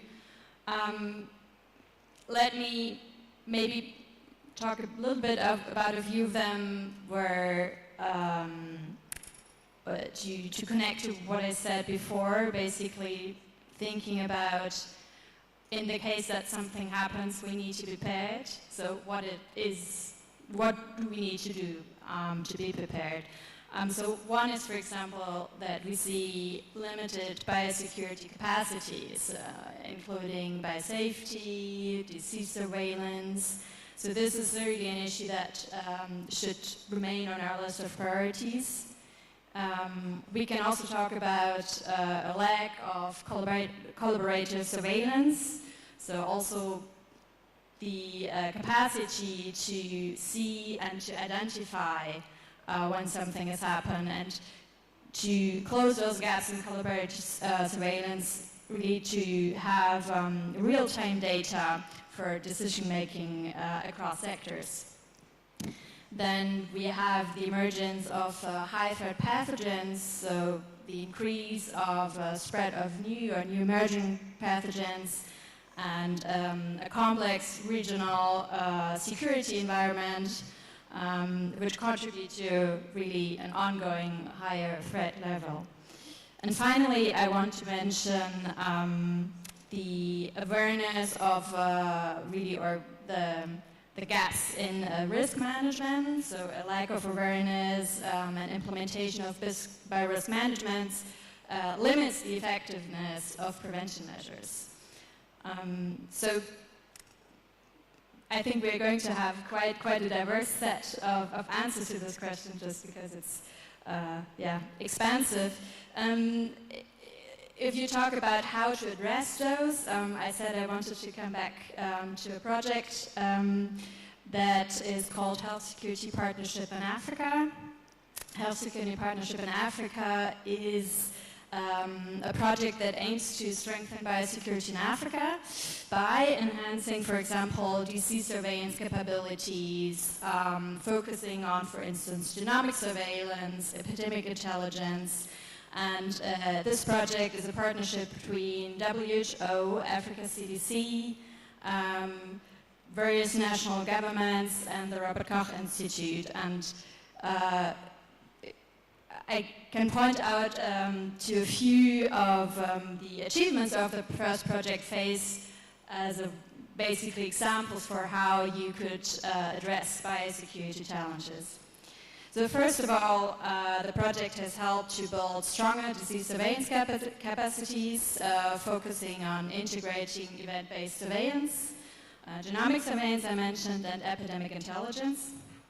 Secondly, the project has also successfully mobilized political will, which is an important factor, through policy briefs, high-level meetings, fostering collaboration across sectors, and strengthening basically biosecurity efforts. Third aspect highlighted was regional cooperation. So, for example, by developing and rolling out regional guidance on the establishment of high consequence agents and toxin lists, the HSPA project has enhanced regional coordination. And finally, capacity building, I think that's really essential. So there have been efforts in training for genomic sequencing and bioinformatics to build that local capacity, which enables technical staff to more effectively monitor and respond to biological threats. Thank you. Perfect. Thank you, Ines. Kazito. Right. A lot of things have been said, but I'll start from the very basics and go back to the whole aspect of bioterrorism and biosecurity and biosafety. It's not for people who don't know. It's for the experts. And all the incidents we have had, not only within the region but globally, have been by experts who understand. So the first aspect is insider threat. The people who know what they are dealing with, the type of pathogens, what they can do, and how to deploy them, and perhaps how to handle them. So insider threat is one of the biggest challenges that we have, not only regionally, but globally. Alongside that is the aspect of what Colonel Gatata mentioned, cyber biosecurity. Most of the systems we have are online and so on, and when you're working and so on. So if there's a breach by anybody who could change certain things and so on, that is also another major threat that is not only regional. Cyber biosecurity threat comes in that aspect. The third aspect is at community level. By and large, it's about the culture and the history of public health, and the history about prevention, and the history about anticipating and preparedness. It's not in that culture because of that history of mistrust of the government and the vaccinations and so on and what they do.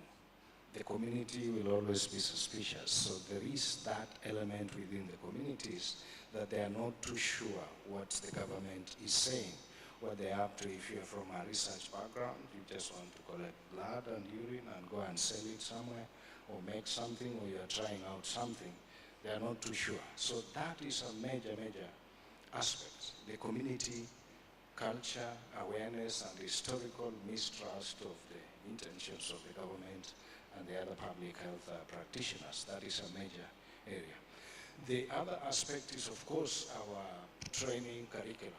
Our curricula, the aspects of bioterrorism, biosafety, biosecurity are fairly new, around about maybe since 2001, maybe, or thereabouts, the 911. But before then, there's no formalized, structured now programs that have trained people in that. Even the labs just used to be there. Anybody could walk in and do stuff. But this is a fairly new thing, but it hasn't been quite embedded into our curricula right from, let's say, undergrad up to postgrad and so on. So that's also a challenge. Even the professionals now who are in that space, they talk about it largely in conferences, but not in the formal trainings per se. Because again, it cuts across because it eats into the space of the core public health and so on, and the securitization aspect also sometimes also maybe may alienate certain people.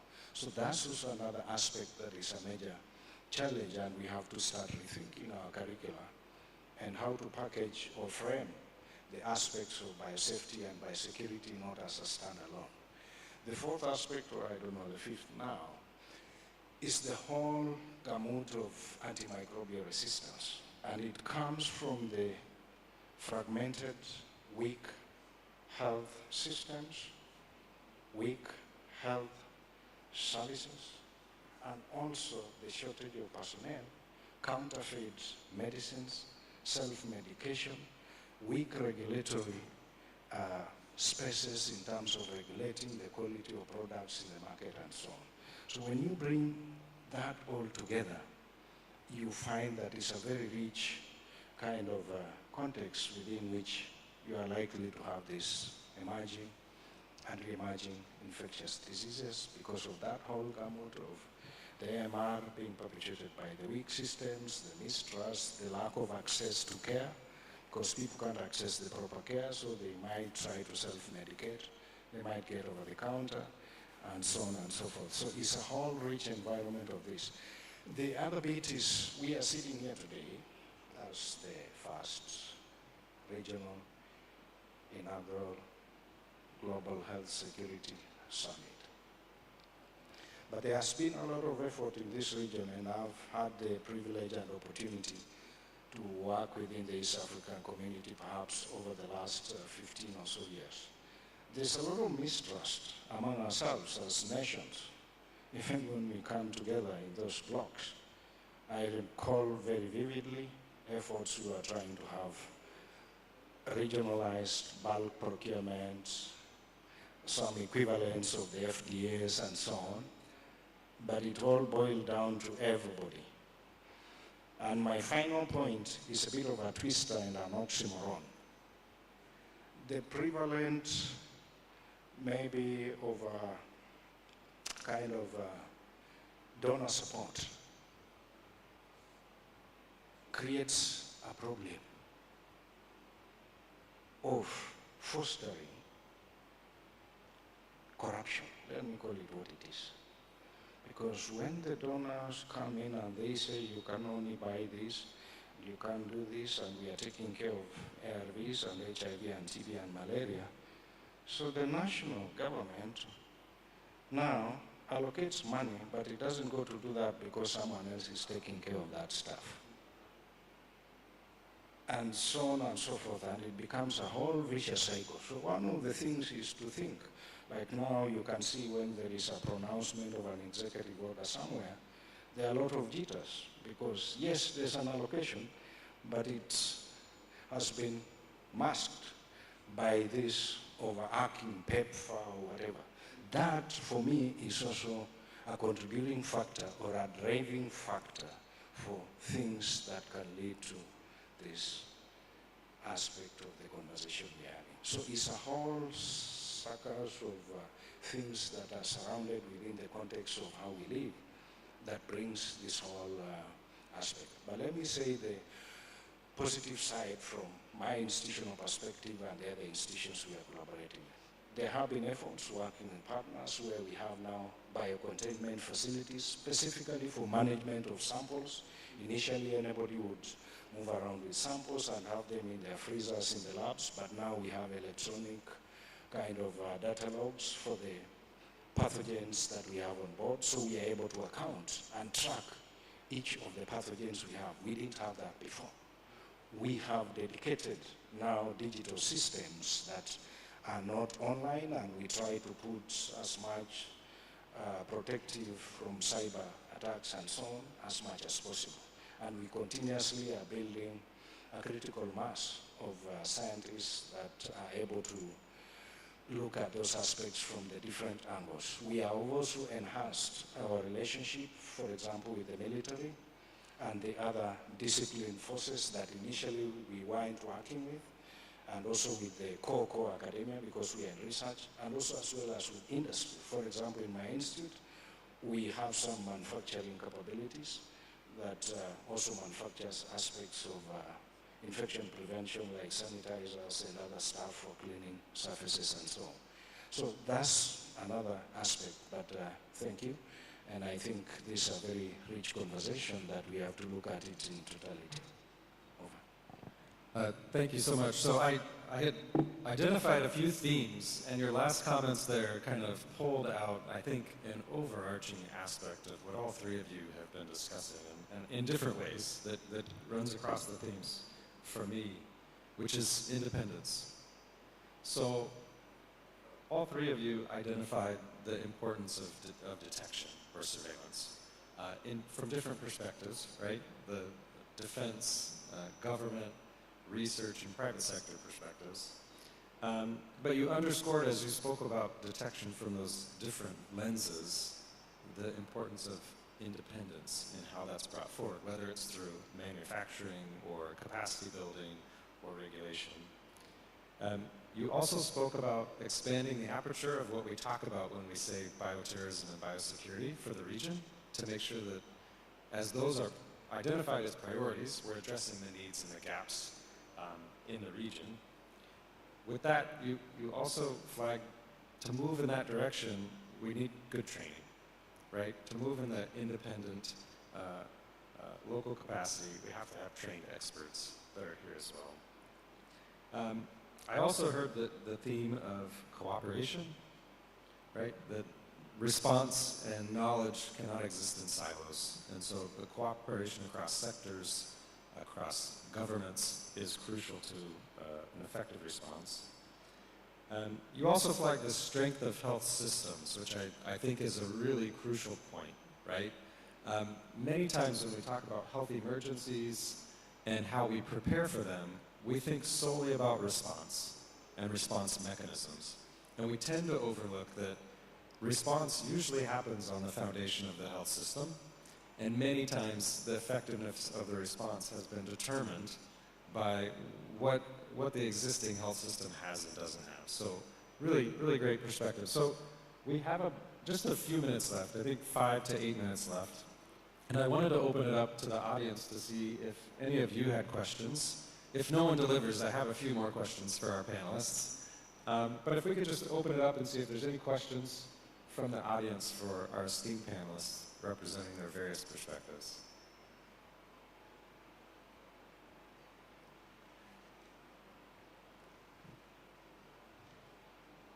Come on up.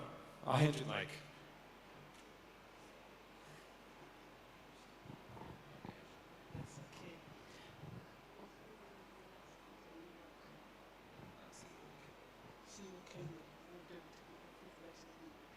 Hello, it's 5 p.m., so that's a good evening. My name is Linda Okumu from Amref International University, and as one of the partners who was sponsored to be here, I was just thinking about how will Africa live without having fundings from the West?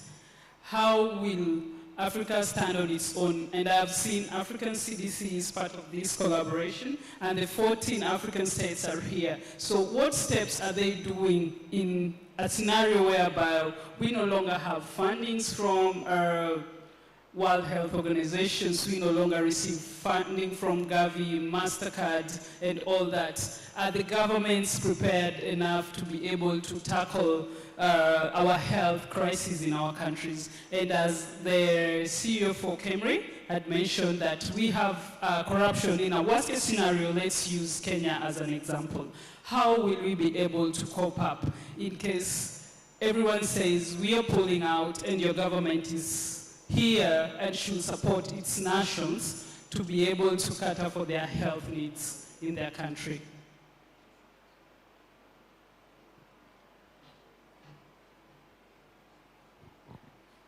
Thank you very much. So we're following along the theme, right? Any thoughts from the panel?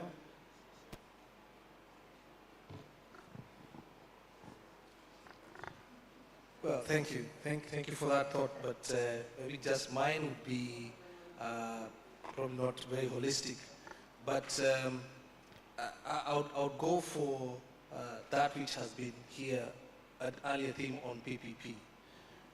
It is possible. It has been said here before, it is possible that we can actually have these public partnerships that can really work for us. If only we put country first. If we put our country first, then we'll probably be able to harness some of these strengths that are required.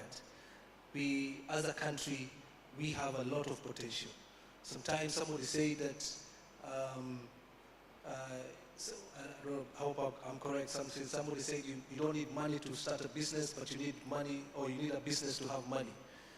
So therefore then, what it means, and somebody else's, there has been going on about you don't need to use your own money to start something that is of importance.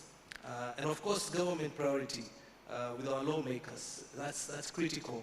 And of course, as you mentioned, those loopholes of where money are lost are very critical in terms of closing up some of these areas and we focus. But then at the end of the day, country first. Then we should be able to do some of these things without necessarily having to depend on partners with their different priorities. Thank you. Thank you. 2-3 minutes. Do you have a question, Dr. Lawler? Oh, no, Alfred.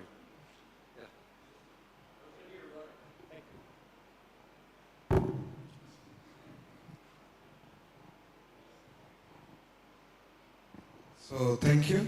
My name is John Owino from the Amref International University. I have 2 questions to Mr. Kizito. First is, how can we deal with the insider threat that you have just said, where it is people with brilliant minds that are one of the greatest challenges in this biosecurity issue?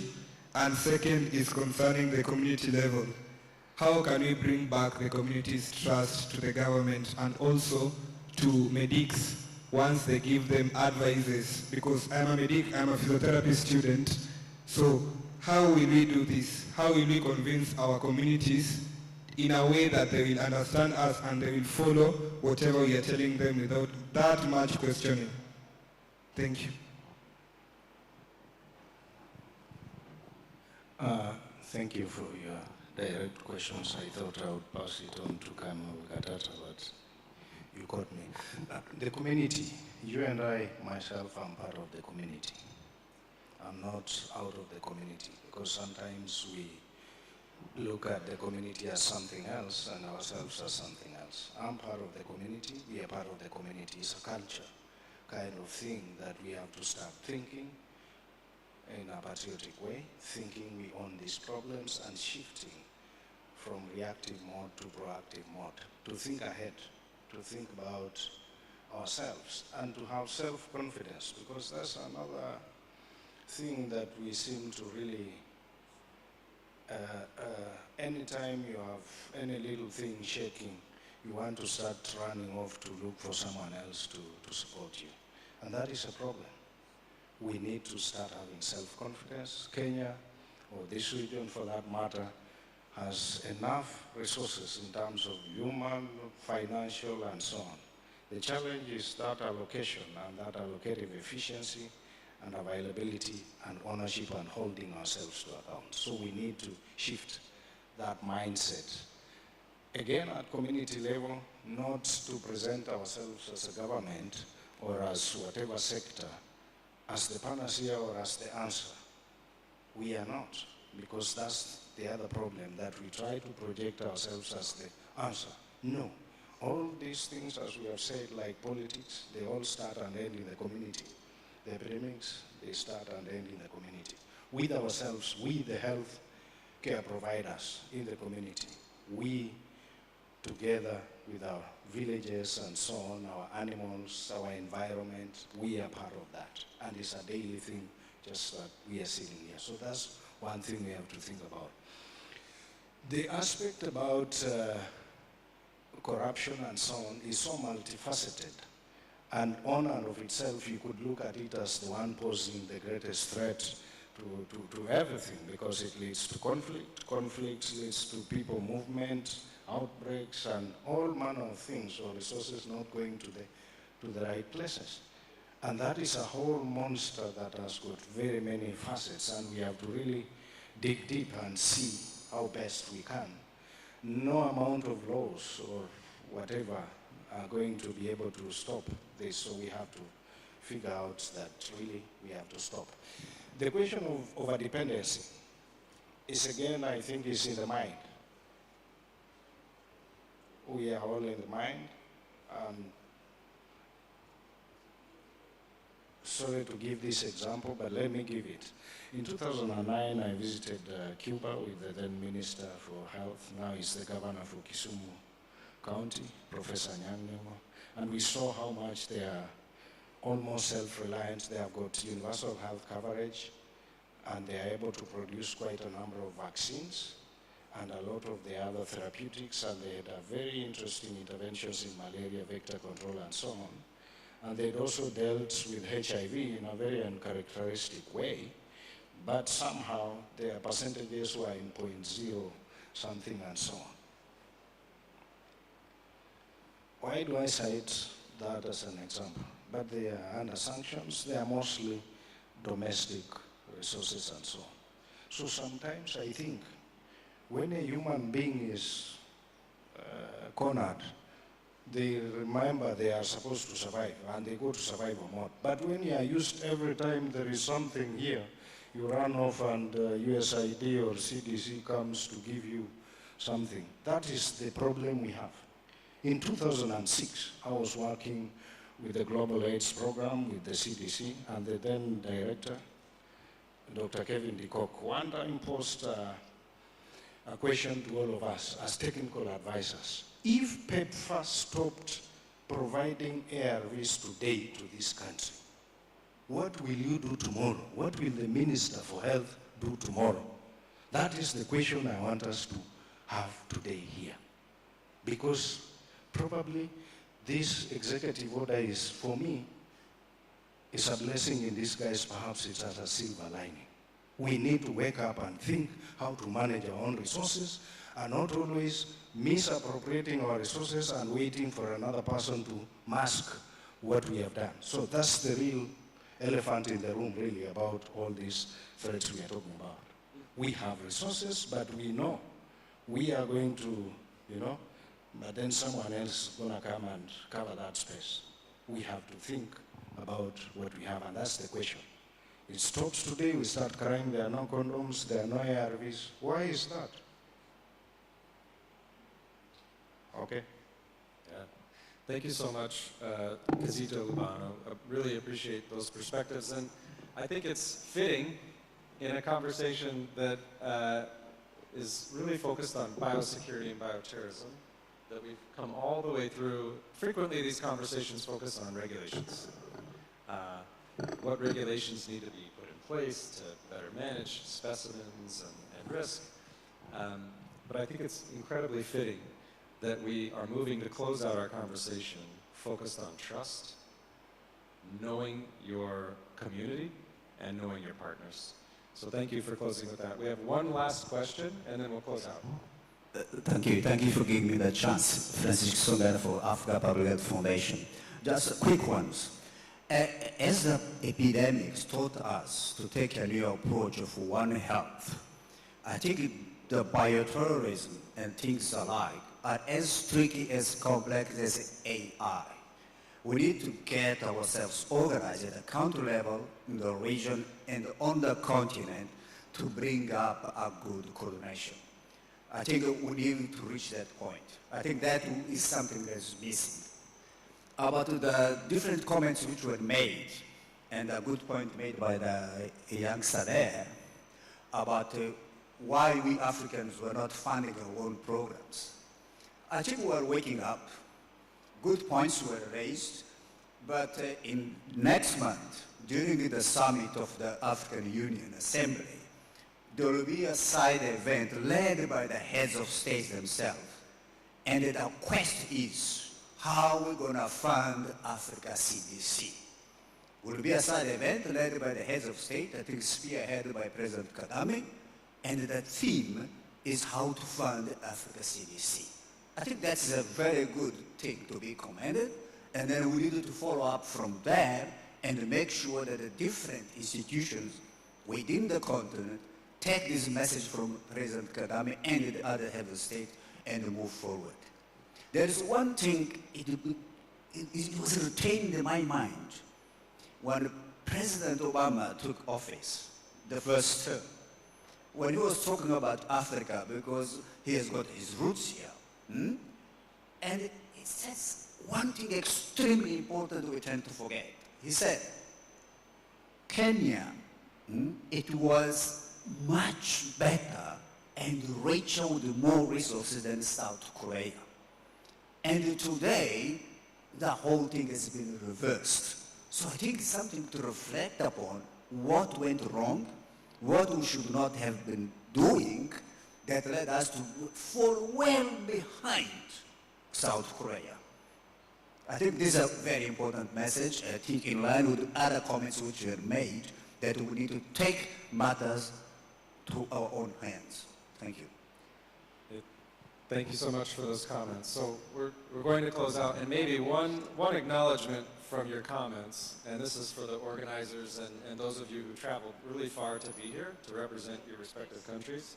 I think it is really fitting that this regional health security summit was able to occur just ahead of the upcoming African Union Summit, and hopefully there's some impact from some of the really rich conversations that are happening here. So thank you so much for those comments.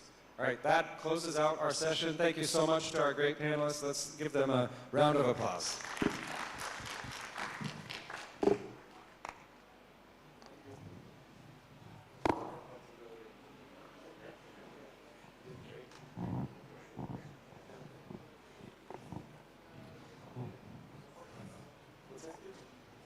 Group photo, please. Let's come up here. John, gather around for your group photo. Yep. Let's appreciate them, please. This is the last session of the breakout session 3, the role of, one that's biosecurity and bioterrorism in East Africa. Thank you very much to the panelists, appreciate it. Ladies and gentlemen, at this point in time, I know we've asked teams that is the other sessions, they'll be joining us shortly. They'll be coming back up. So we will be heading now for the wrap-up of day 1. And as we do that, allow me to ask if we have Dr. Martin Mushangi, who's the Director of Climate and Health, AMREF. Do we have Dr. Martin Mushangi here? By show of hand, please. And anyone from AMREF? Okay. We also have representation from the RKI, that's Robert Koch Institute, Dr. Caroline Oberlander. Okay, thank you. Colonel Robert Gatata, who's the Head of Facility Readiness, ICT and Security at BioVax. If you could just make your way to the front, please. You just come up.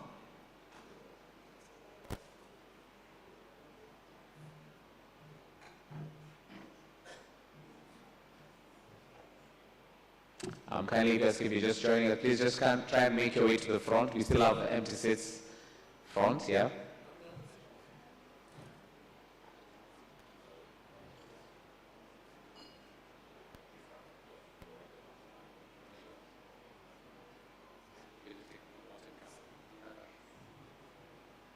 And Professor Elijah Songok, CEO Camry.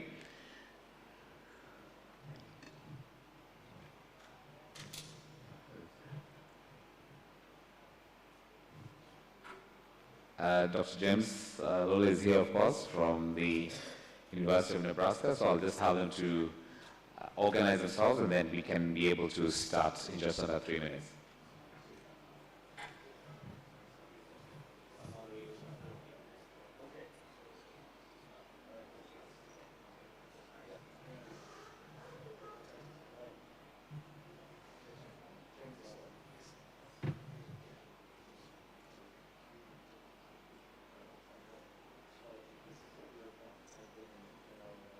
So as we're getting prepared to start, ladies and gentlemen, this will be our final panel for day 1. Are you still there?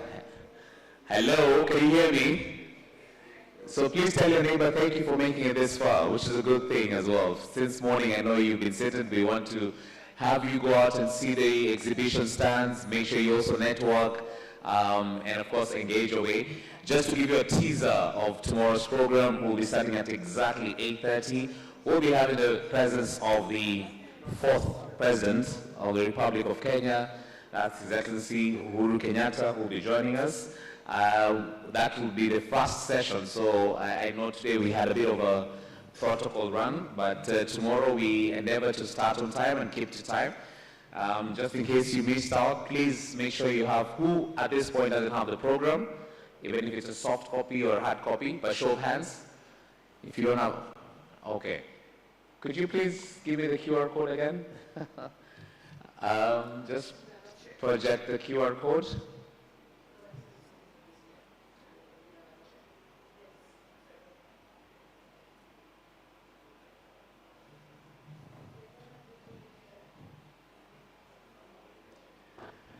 Yes, please. That's a QR code. Kindly scan. Those who say they don't have the program, please scan that, yeah. That's the program. That's a program QR code. Okay. Thank you. There is also the photos QR code that I will be sharing. The photos QR code, please make sure once you share, make sure you actually run the hashtag EARGHSS 2025. EARGHSS 2025. That's where to get your photos. Maybe you can scan that as well. So please make sure you don't doze off. The cameras are rolling and we all have eyes on you. But we have a very good captured photos and videos that you can be able to actually share or with your teams and share on the social media platforms as well with the hashtag EARGHSS. Okay? Ladies and gentlemen, it's without further ado, before we also invite the Africa CDC Regional Director to close day one, allow me to invite you to this high-level conversation looking at the current and future challenges and threats to health security. This will be ably moderated by Dr. Martin Nshangi, who's the Director of Climate and Health at AMREF, and we're also able to introduce the panelists as they go along. This session will run for 30 minutes. Thank you.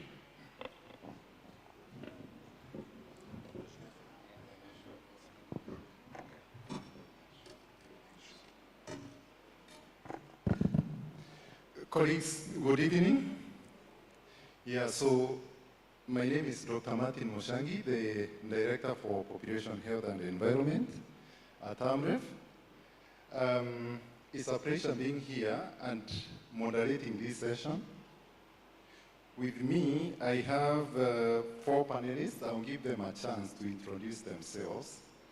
I'll not labor trying to introduce you. But this session is entitled The Current and the Future Challenges and Threats to Health Security. What you already know is that the world is already facing a lot of catastrophes, courtesy of pandemics.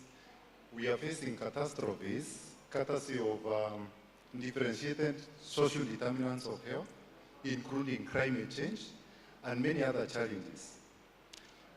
We are also very sure that health security cannot be looked at from just only one dimension. It's not all about pathogens. But look at what is happening in terms of managing data, managing the cybersecurity, and what that can do if it happens that somebody attacks us from that angle. So, with that case, I want us to invite ourselves for a very engaging and interesting discussion, which is going to look at 4 main categories of issues.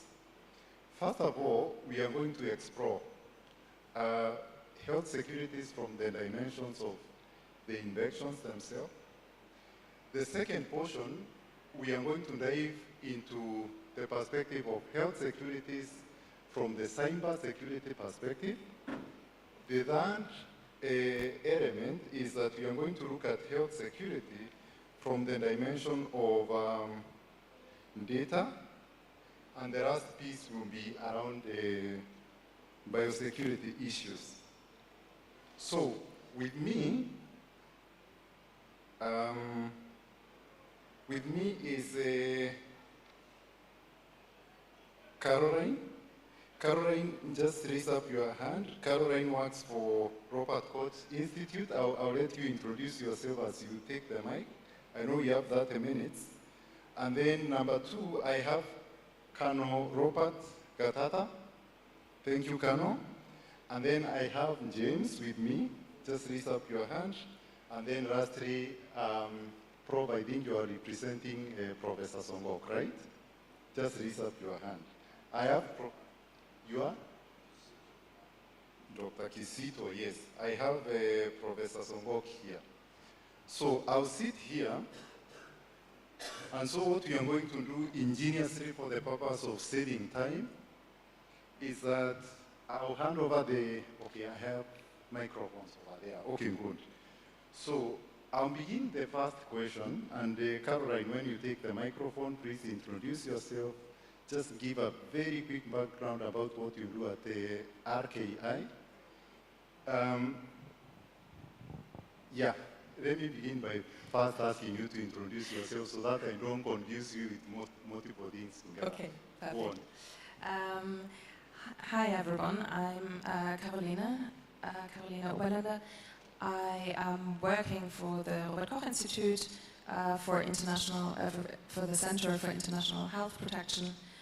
Wonderful job because I get to travel to many countries and it's my first time in Kenya, so I'm very happy to be here. I focus on global health security and biosecurity, and previously had roles in the German Biosecurity Program and the German Global Health Protection Program.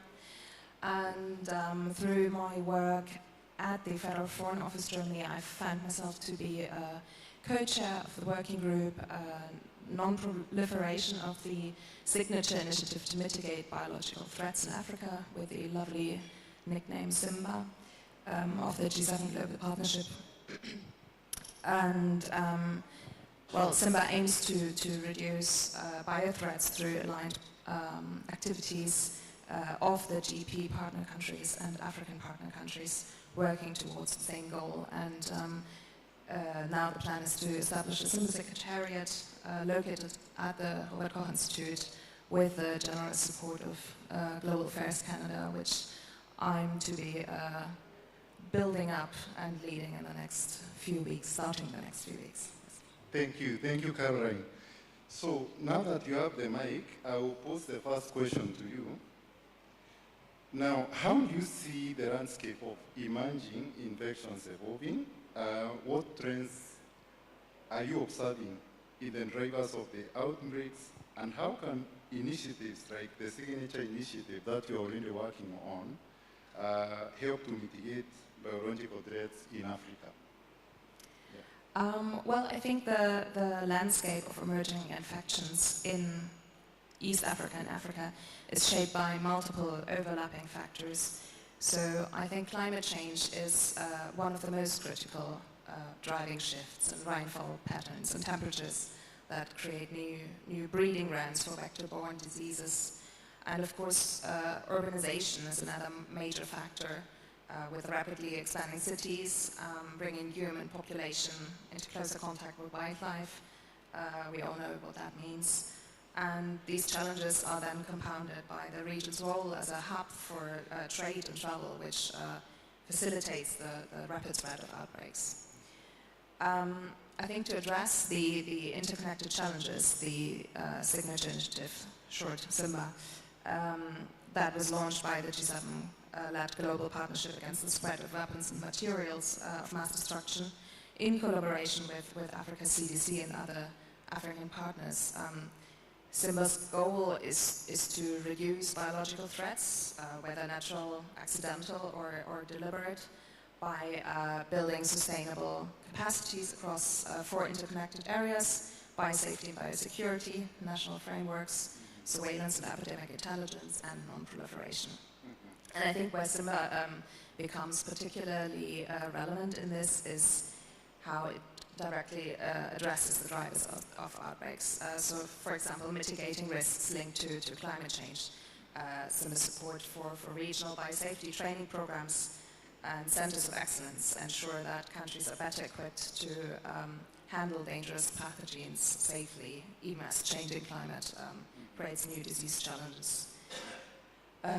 Also supporting urbanization challenges and zoonotic spillovers, SIMBA promotes laboratory capacity building and biosecurity framework.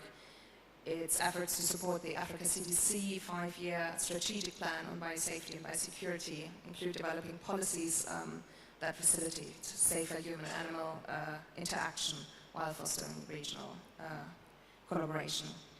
And I think one of the most impactful contribution lies in its work to improve surveillance systems and early warning capabilities, but also building sustainable national frameworks. So I think effective outbreak response relies on strong policies and sustained investment in health security. And SIMBA works with African governments to develop legislative frameworks and secure funding for biosecurity, biosafety and biosecurity. I think in summary, SIMBA isn't just addressing the drivers of outbreak in theory, it's delivering practical solutions tailored to the realities of the region. So I think by combining cutting-edge technologies, regional expertise and sustainable frameworks, SIMBA provides a model for how partnerships can tackle the complex and evolving challenges of emerging infections. And I think as the continent continues to face increasing health security threats, SIMBA's contribution to complement regional efforts, which I think is most important, by providing resources and expertise and collaboration opportunities that are critical for strengthening resilience and safeguarding public health. Perfect. And thank you so much, Caroline. I'll come back to you with a follow-up question just to really get a little bit of deeper insights about what you spoke about, all the key points which I've captured here. So now, allow me to cross over to Colonel Robert Gatata. Colonel, thank you so much. I know you do a lot of work in terms of making sure that we are secure and everyone is okay across the country and in the region. I want you to first introduce yourself. Tell us what you do before I pose a question to you. Thank you, Dr. Msangi. And again, good evening, everyone. My name is Colonel Robert Gatata. Currently from Ministry of Defense, but right now I've been supporting Kenya Biovacs as head of facility readiness and biosecurity. We've been involved in from the onset of setting up this facility of strategic national importance, and we're glad to be here. And largely that has been my area on biosecurity and making sure that what we have as the laying foundations, we have a good facility that will take us or with all manner of challenges as they come along. But we hope to be a very resilient institution that with one of it is a lot of collaborations, of course, with good partners, the Ministry of Defense, of course, our mother ministry, Ministry of Health, and of course with like institutions like KEMRI, who form a very, very important partnership, going forward. Thank you. Perfect. Thank you, Colonel. Now let me pose a question to you. So the question is, with this rapid advancement of synthetic, biological, and biotechnological advancement, what are the risks that are posed by the dual-use nature of these kind of technologies? So that is the first part of the question, and the other part is, how do we balance innovation and biosecurity? And you can also speak a little bit about the cybersecurity issues that I spoke about, yeah? Yeah, sure. Thank you. First, just to, when you think about dual-use research of concern, if I may use that, and allow me just to go very, very high level, is at the end of the day, somebody wants to be proactive in combating disease. And so there is this element of this research going that way, and you think that you want to do the right thing by being proactive for future pandemics, being prepared. Somebody mentioned about that study that was talking about being prepared for the next pandemic. Of course, with that is the inherent potential of actors or persons using the same technology to create harm or to cause harm. And of course, making, and some of the risks that are involved in this is of course institutional distrust. People do not want to trust these institutions. You know what was going around about, the mRNA vaccines, and people not wanting to hear of that kind of technology. And of course, there is uncontrolled, when people hear about this technology that has a lot of potential, gene manipulation, for example, and all these very, very pathogens with enhanced pathogenicity, capability that can be used by persons. Yet you want to use it for a proper outcome that will be beneficial to the persons. But then again, you're creating a lot of knowledge that can also, again, other non-actors would really use it in a very, very malicious manner.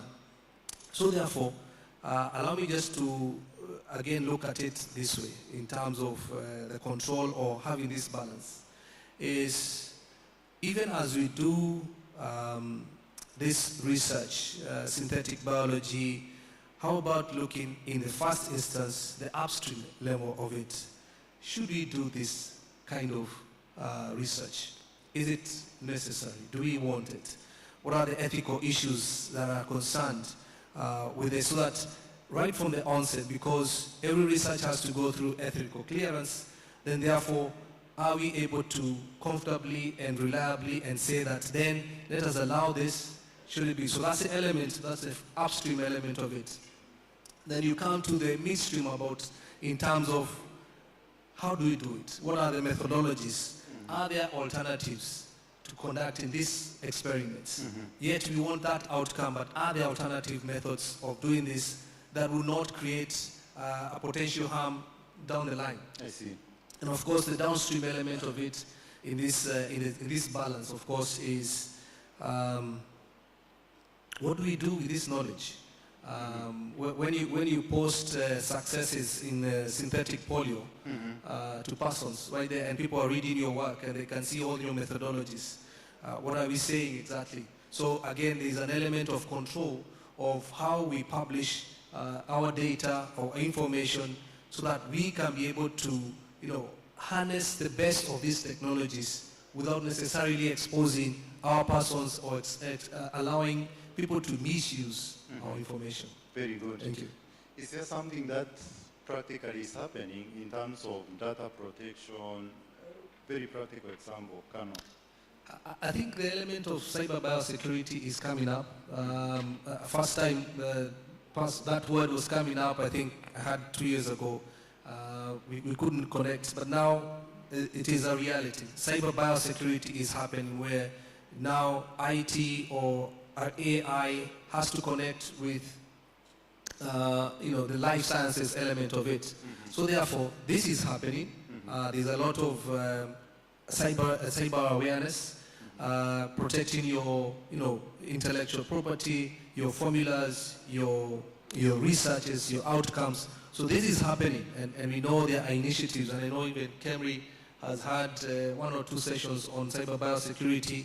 We attended one in South Africa. So the element is coming up, and where people have to consider controlling their data, and thank you. Thank you. Thank you, Kano. James, you are sitting so close to me, but I started from the other side, yeah. So, James, I'll allow you to introduce yourself, and then I'll pose the question to you. Please go on. Thank you. Hello again, everyone. I'm James Lawler. I am from the University of Nebraska Medical Center, our Global Center for Health Security. I am an infectious disease physician by training and had a long career in the U.S. military and government working around issues of biodefense and pandemic threats and public health emergency preparedness. And so have continued that with our team at UNMC. Good. Thank you so much, James, for the introductions. Allow me to pose a question. Given your experience at the University of Nebraska, what role does the international collaboration play in bolstering health security systems to address emerging global threats? Well, the reason that we're here and the Global Center for Health Security is represented because we believe strongly that international collaboration and partnerships are essential to health security. I mentioned earlier that in a world where everyone is interconnected, trade and transportation move rapidly across international boundaries and between continents, diseases move quickly, and we all have to be prepared and able to respond. And I think it's inevitable that we will see another pandemic in our lifetimes.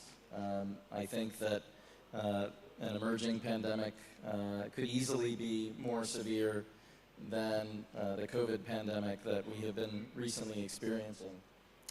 I also, I think for the first time in my career, have become more concerned about deliberate threats. I used to say and I used to think that Mother Nature was the most sophisticated and terrible bioterrorist threat that we were facing. But I'm not sure that's true anymore. The line between the digital and the biological is blurring more and more every day. synthetic biology is advancing at an incredibly rapid pace. Advances in synthetic biology are growing much faster than Moore's Law, right, which has dictated semiconductor industry growth over the last 50 years, where semiconductors essentially double their capacity every 2 years. And synthetic biology has blown past that marker in terms of how rapidly it's growing. So we're advancing more rapidly than digital technology. At the same time, we are creating new digital technology and AI that has the potential to transform that space as well.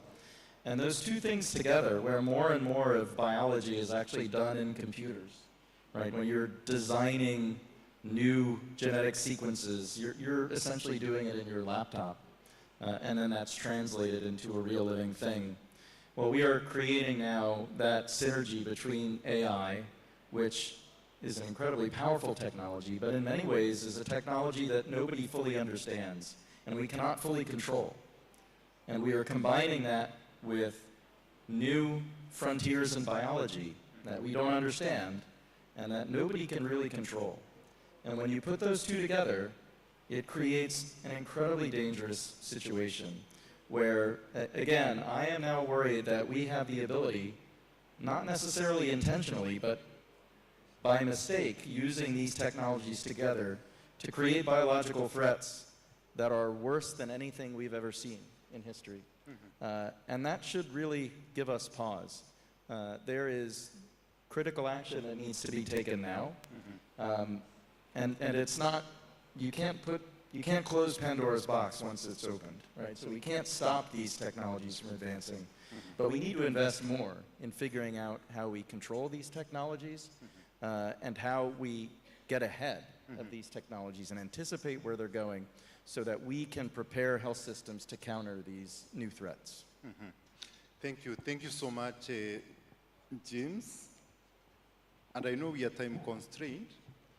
So, Professor Kizito, please take your mic and introduce yourself first, yeah? Prof. Thank you.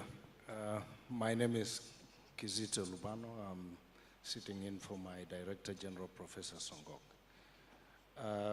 I'm a Deputy Director at the Kenya Medical Research Institute, currently working as the liaison between Kenya Medical Research Institute and Ministry of Health, and essentially is to operationalize the connection between research and policy. And I'm domiciled in the Directorate of Healthcare Financing, Digital Health, Research and Policy.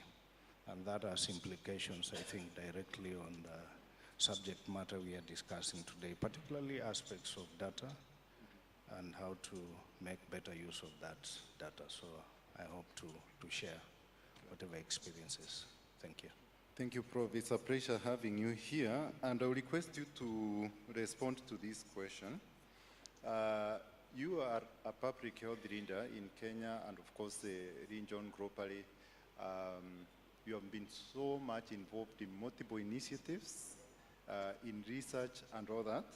So the question is, what role does research and innovation play in anticipating and addressing emerging infections in Africa, particularly in the context of limited resources? Yeah, so that's the question, Prof. Thank you very much. The Kenya Medical Research Institute works in three aspects: as research, capacity building, innovation, as well as service provision. In the research, we work the whole gamut in the 5 areas. That is basic science research, discovery, development, and deployment. Clinical trials, that is from phase 1 up to phase 2, phase 3, phase 4. In relevance to this, long before the COVID, we were already on phase 2B of the Ebola vaccine, and we have been part of the clinical trials still ongoing regarding the COVID-19 vaccines. Most of you think it's gone, but we are participating in the clinical trials to refine the mRNA technology-based vaccines. In terms of service delivery, we participate in frontline in terms of diagnostics, particularly for these outbreaks and response. And we are the first line. We have the BSL-3. Of the 14 in the country, 12 of them are domiciled within Kenya Medical Research Institute. In terms of capacity building, we have got a training center, a graduate school. We have been working together with one of the local universities that we offer master's and PhD level as well as postdoc. But of importance, significance, and relevance to this, we have short courses that we are supported by JICA, Japanese International Cooperation Agency, that we train from 15 different countries. We are now on the 4th cohort. The first one was in 2019. And we train specifically on building laboratory resilience in pandemic preparedness. So that has a very direct bearing on what we are dealing with here. In terms of innovation, that is our research translation platform, technology transfer, that we have certain products we have invented. In terms of diagnostic, we have rapid test kits for HIV, for hepatitis, as well as for COVID.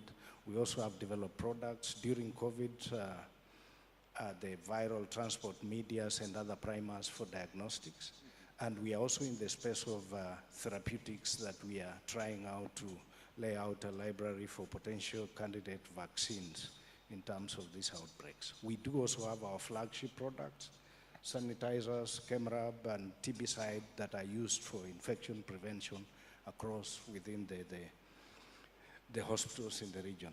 We are also the focal point for CDC Africa, and in terms of preparedness and response, we work very closely with the other government agencies in a whole of government approach, whole of society approach in terms of response as well as preparedness. What I need to emphasize is, of course, preparedness is a moving target.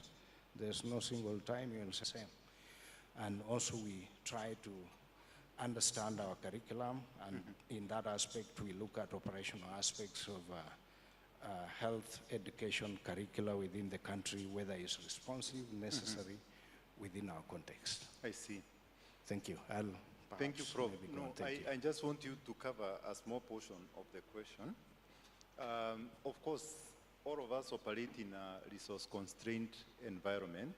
Would you want to shed light, like how KEMRI is operating with that, within that environment, and how you are optimizing the resources that are available to make sure that research actually happens in the quality that we desire? Yeah. Very well, thank you. In terms of resources, and this is a historical fact, we have developed very strong partnerships with major funding agencies. One of the oldest and the first ones, we had an agreement was immediately in April 1964, immediately after gaining our independence, the Wellcome Trust Foundation. That has, in fact, this year, just last year, November, one of the biggest centers that's about 50 kilometers from here that Dr. Nzai mentioned, we were celebrating 60 years of that cooperation with the partners, Wellcome Trust. And that is very critical. The second other aspect is with the US CDC and US Army Medical Research Unit and many other universities. In total, we have, and JICA, Japanese International Cooperation Agency. And all these partnerships have led to infrastructure development and investments that perhaps sometimes in terms of our operational budget, sometimes the external funding is about 60 or so % of what we use for our operational capabilities. And this has really been a very critical point in terms of building and sustaining these partnerships over time, because they're also dynamic and they have geopolitical implications. And that's a very critical aspect of resource management. Indeed. So that you are able to continuously attract and retain those partnerships and resource management. Thank you, thank you. Thank you so much, Prof.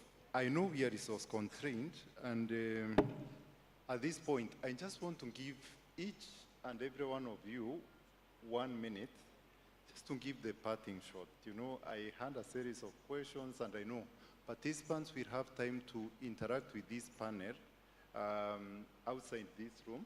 So feel free to reach out to this panel at the end of the day to interact them in depth. But for now, Prof, because you're on that side, we will come this way now. What is your parting shot about the reflections that you have just given and what you have also listened to the colleagues and what you have heard generally? Just a parting shot, 1 minute. Thank you. Data we need regionally, globally, to domicile our data here. I'm very happy that in Kenya we just passed the cloud policy, data cloud policy, and data is the currency that we need to be talking about in terms of this preparedness and global health security. Thank you. Thank you so much, Prof. Kano? Thank you. Maybe one or two. It would be one, knowledge for utility, meaning that we have a lot of knowledge. We can translate that knowledge to things that can actually, or technologies that can actually help our own people. The resilience that we have within our own people, it is much, much possible. The other one, of course, let us believe in our country. When we put country first, we have a lot that we can do together. The collaborations that have been mentioned here, there are a lot of resources in terms of ideas and financial that can actually unlock a lot of the things that we always find that come from outside. There's a lot that we can do from within ourselves if we only focus. Thank you. Thank you, Kano. Caroline? Yes, I think because it was mentioned that the next pandemic will be there, and I think the next pandemic threat requires a multifaceted approach that combines technological innovation, policy development, and partnership building, while also fostering local leadership and sustainability. However, I think those efforts must work hand in hand with other global and regional strategies to build a resilient health security system for all, because biological security doesn't stop at borders. Thank you so much, Caroline. Okay, go on. So my parting comments would really fall back into the theme of today's session, which is that whole of community response. And I will quote our esteemed leader here, who's really the mastermind in many ways of this summit, Chairman Nzai, who talked about the triple helix of government and academia and the private sector. And I think that the solution to these existential threats really lies in the cooperation of all three. All three have incredible strengths. All three have weaknesses and vulnerabilities. And together, they can accomplish amazing progress. But I think this requires not only regionally, but globally, efforts along the lines of the Manhattan Project or the Moonshot to overcome what is a daunting challenge. And if you look at the history of those efforts, right, they all involved that triple helix working together. And that is the only way that we're going to be able to counter all of these emerging global threats. Thank you so much, James. So I'll not give a wrong summary, but key ones I heard about data. It was all about knowledge. It's all about making sure that we are properly resourced and managing those resources, leveraging on collaborations, and most importantly, understanding that PPPs is the way to go in the future. Allow me to ask you to give a round of applause to these great panelists. Please clap for them. Thank you so much. And as I said, feel free to interact with these colleagues as we go outside. Do I have a chance of taking a photo with them? Okay. Sure. Thank you so much, Martin. Let's please appreciate all the panelists as well, and Dr. Martin Mushangi and the various panelists and partners who are on stage. If we could just wrap it up at this point in time. This marks the end of our final panel for today. I'll follow the cue for our photographers. Thank you very much. Thank you as well to our audience who've been with us online since morning, and we want to appreciate you as well for the patience. At this point in time, allow me to invite Dr. Ambrose Talisuna, who's from the World Health Organization. He's a senior program advisor, the Africa Union. I just want him to give us a snapshot and kind of his quick thoughts before I invite the Africa CDC Deputy Director to officially close our day one today. So, Ambrose, karibu sana. I think yours is, to give a snapshot, some key aspects to take away, even as we come up for day two tomorrow. Thank you very much, the Master of Ceremonies. I think today has really been very fruitful, and the final panel really was trying to kind of wrap up the day.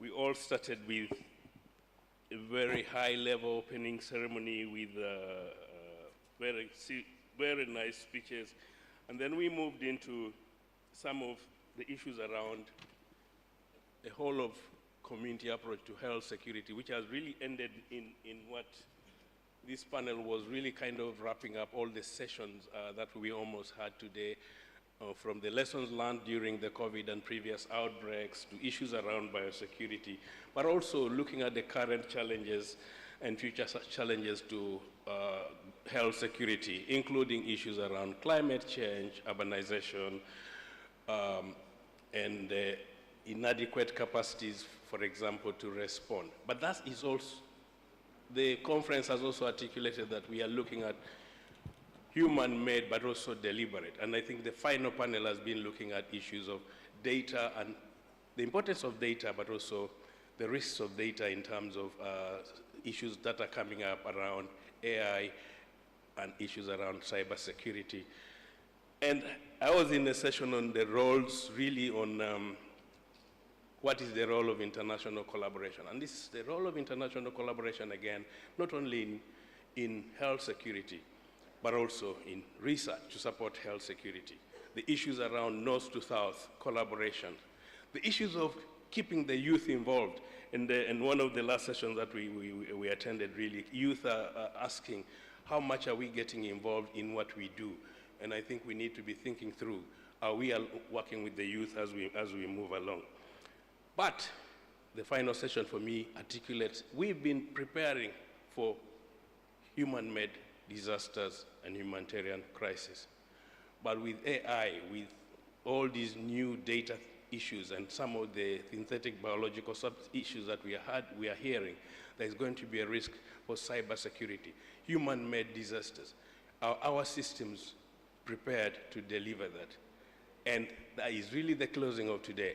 But it's the closing of today, opening for tomorrow, resilient health systems.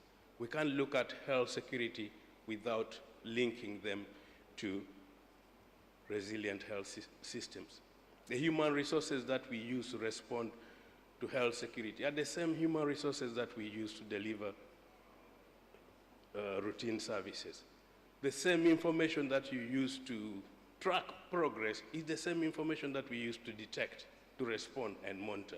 But the same infrastructure that we use to respond to emergencies is almost the same infrastructure that we use for resilient health systems. So you look, as we close today, we are really opening up for tomorrow, which is going to be exciting, and tomorrow is really a focus on building resilient health systems, the interlinkage between health security and resilient health systems, the interlinkage between protecting health and providing health. I thank you very much.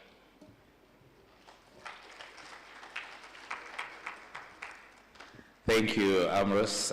Much appreciated for that snapshot, and of course has given you a teaser of what to expect tomorrow. And just to repeat, just on the logistics side of it, you all have the programs, ladies and gentlemen. Tomorrow we'll be having the attendance of the fourth President of the Republic of Kenya, His Excellency Uhuru Kenyatta, sharing largely perspectives on lessons learned from a high-level perspective, particularly in the COVID-19 response.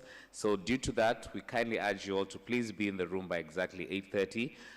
We'll be able to proceed on the session and start with a bit about building resilience in the health systems, and after which then we can have our breakout sessions as we go along. I want to appreciate the rapporteurs who've been working behind the scenes. We'll have a conference communicated much later as well, and I'll have a representation from them as well to just share the perspective. That's as we go along. Without further ado, I just want to release us, but before I do that, to formally close day one, allow me now to invite Dr. Mazianga Lucy Mazaba, who's the Regional Director, Eastern African Regional Coordinating Center at the Africa CDC, to give her closing remarks, and after which then I can excuse us for the evening.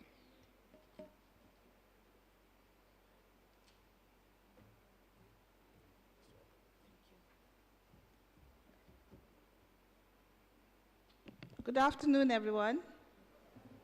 Guys, you had tea, right? Good afternoon, everyone. I know I'm the one standing between you and the ocean, so I won't take much of your time. I was at the ocean this morning, walking through the waters, the sand, on. I think when I look at the people who are in this room, probably only 2 other people were there. And yet every day we talk about NCDs. And I know that in this conference, we are emphasizing more on the infectious issues, the epidemics, and so on and so forth. But NCDs have become a major issue. Actually, I think they are the next pandemic. We have seen through the experiences of COVID and other respiratory infections that people with chronic conditions are more vulnerable to poor outcomes. So tomorrow at 6 a.m., I'm expecting to see more of you, if not all of you, on the beach. Is that a good challenge? I need a bigger clap. So thank you very much. I was saying to Emmanuel, what am I really going to say? Because I think we've said it all today. We've all had these conversations prior to today. We know what the issues are in terms of, the health issues on our continent or within our own member states. We know it's issues around poor health or health systems, inadequate capacities, workforce capacities, inadequate access to therapeutics, vaccines, diagnostics, and all those things. We keep having these conversations. We all know them. But again, we can't stop having these conversations. We still have to talk about them until we action the solutions that we've been talking about. And I think sitting in this room today and walking around the side rooms, we are all speaking the same things. We're saying, let's find local solutions. What are the local solutions? We need to find a way of making sure that our workforce is adequately capable to manage the issues that are surrounding us.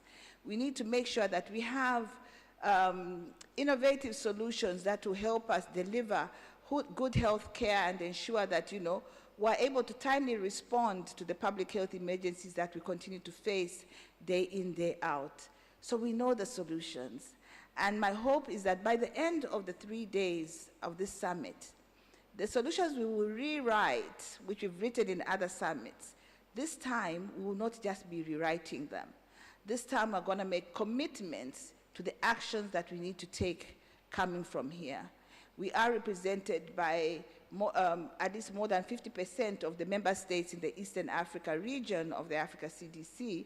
And so I'm excited that at least if half of us can agree to work together to push an agenda in securing the public health in our region, you can imagine the ripple effect and how this will manage the issues around the continent. So having said that, I'm trying to switch on this because I learned something just now. What did somebody say to me?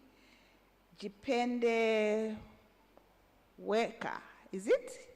Jipende wewe, love yourself. Something in those lines, but love yourselves, guys. If you can look after your own health, it'll be easier for you to look after the next person's health. So let's start with I, and then we have the we. Thank you very much, and have a good evening. Oh, the meeting is closed.